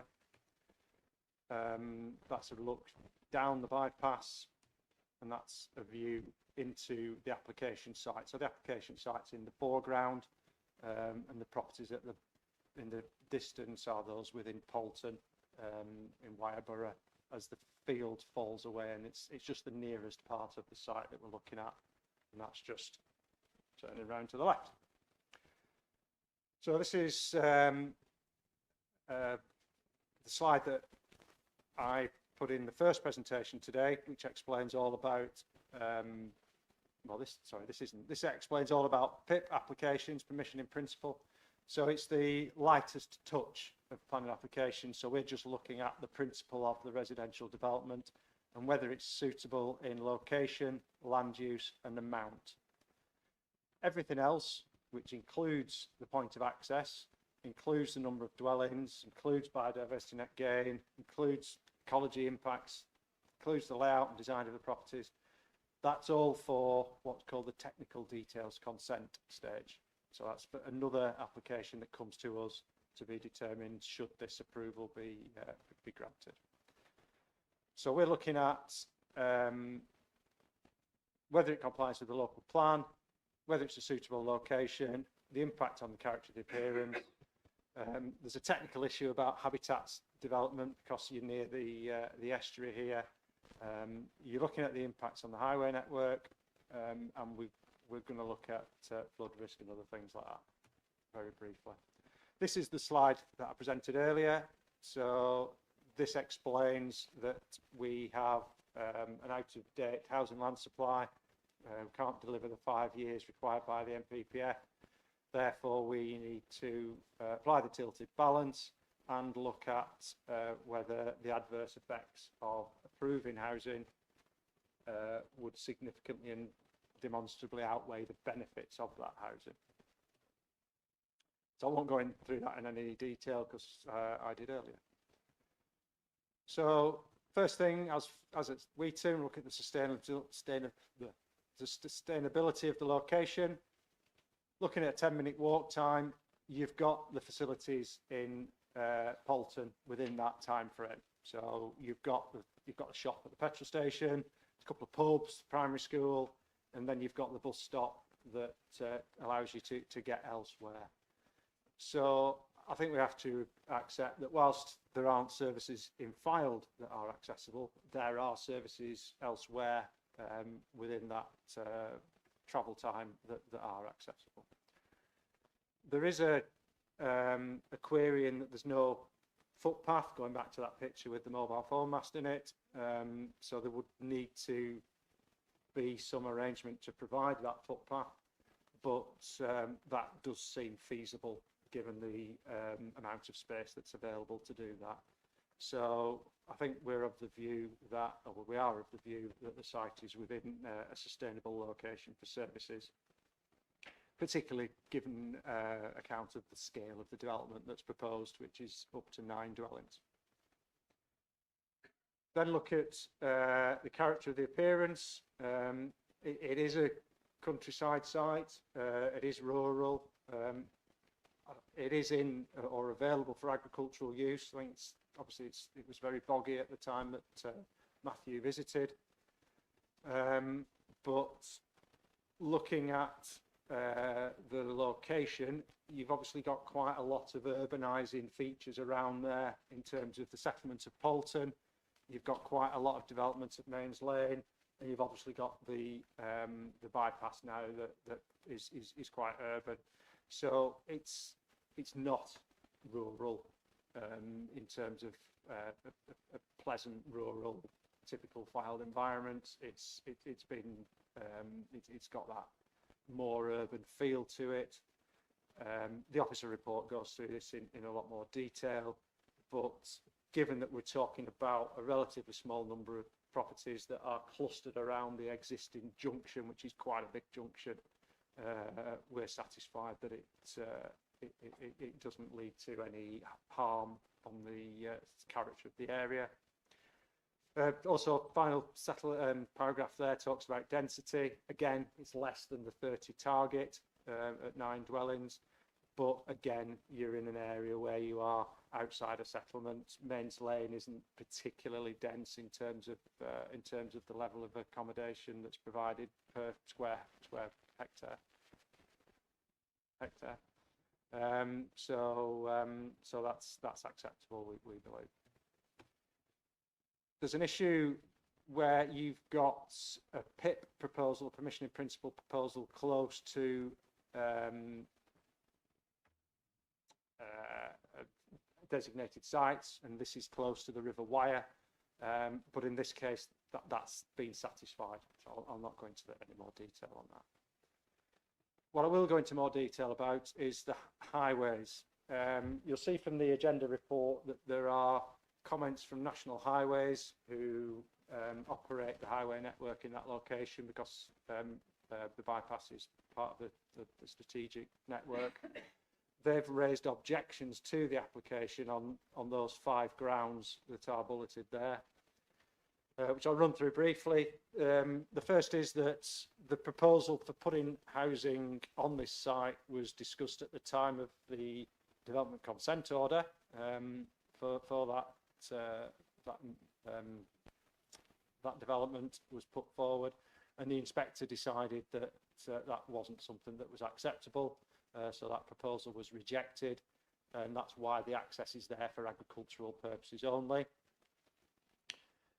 The access itself, say it's a field gate access, it operates via a call button, so when the farmer's looking to exit, he presses a button and that triggers the lights to allow access. So it's not part of the operational character of the junction. The lights stay red at all times other than when the call button's pressed. National Highways are very concerned about how changes to that would be needed for a residential scheme would impact on that junction. And that's where the third bullet point comes from. So if they were to put a phase into the lights that would allow that, it would significantly reduce the performance of that junction in terms of what it's supposed to do, which is clearly to ease the flow of traffic from, well, to and from Poulton and Fleetwood and beyond. So they're concerned that changes to allow residential access through that junction would impact on that. They're also concerned about highway safety because the junction's designed with that access point not being used regularly. So when you've got turning movements and the lines to support those turning movements, they're concerned about that. They've also expressed a view about the viability of it, which isn't necessarily a planning issue. That's something for the developer. So I perhaps discount that point. So whilst we've got an objection from the Highway Authority, the application is recommended for approval. The reason for that is because the access is specifically not something that we can look at as part of a PIP application. So we're only looking at the in-principle issues of the development, not the details of how it's going to be accessed and how that access might operate.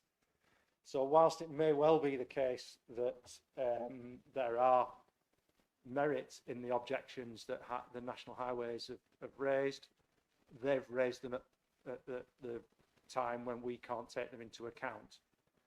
So we need to disregard them in terms of our decision on this application.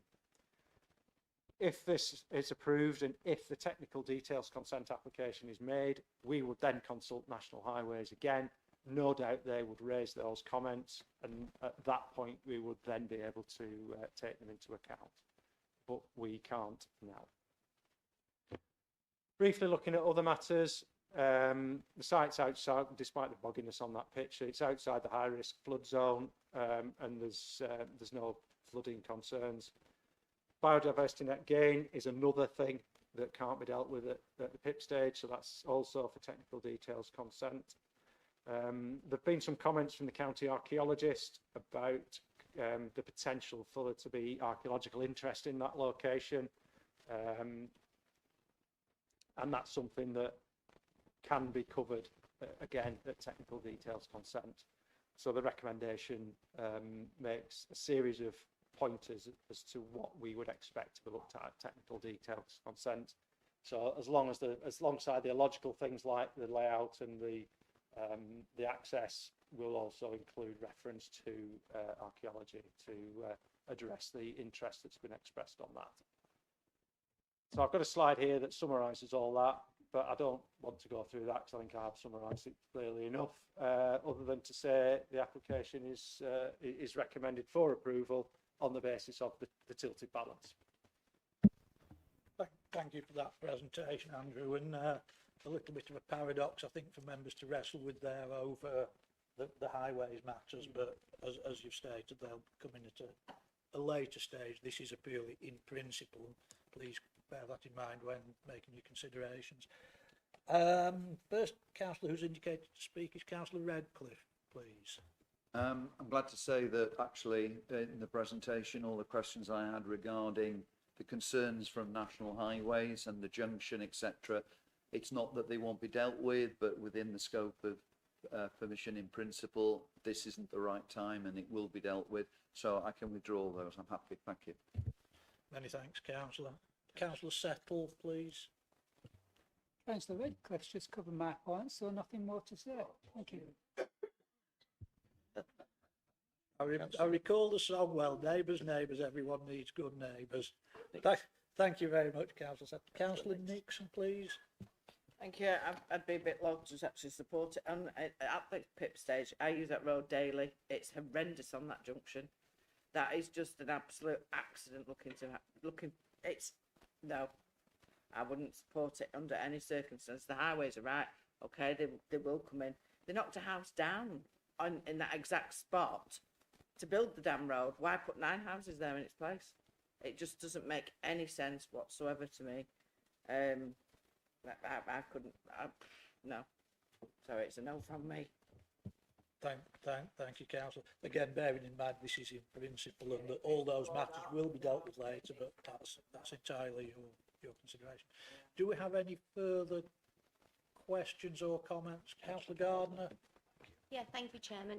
Just a quick one, based on the one that we had earlier.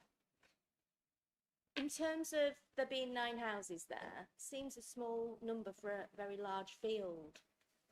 Do we know who owns it? Is there any other applicants around or whatever for future which might cause more changes to roads? Very road perceptive, layouts, Councillor. This is also a site where it is part of a larger site where there may well be moves to develop more of it.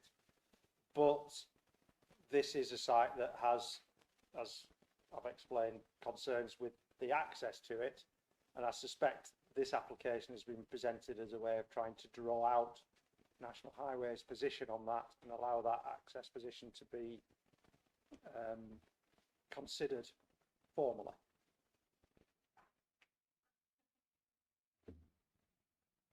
Thank you. Vice Chairman, please. Okay. I think on the basis that we are looking at a PIP here rather than a full application, and the fact that we've learnt a lot about tilted balance today, that I would support the proposal in line with the officer's recommendations, and then we live to fight another day. So you'll second that, thank you. Thank you. So are there any further questions or comments before we move to a vote? I think Councillor Evans has indicated that he'll propose. Councillor Redcliffe will second. Sorry, did you want to come back in? Don't worry, you've not done it. Okay, thank you. In that case, it's been proposed, seconded. Those in favour of accepting this in principle?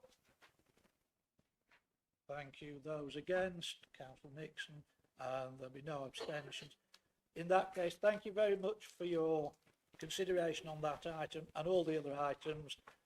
We've got no further matters to discuss, no appeals, I don't think, today. No, didn't see any on there. So, meeting's now closed. Many thanks to everybody, officers as well, for your endurance this morning, and see you next time.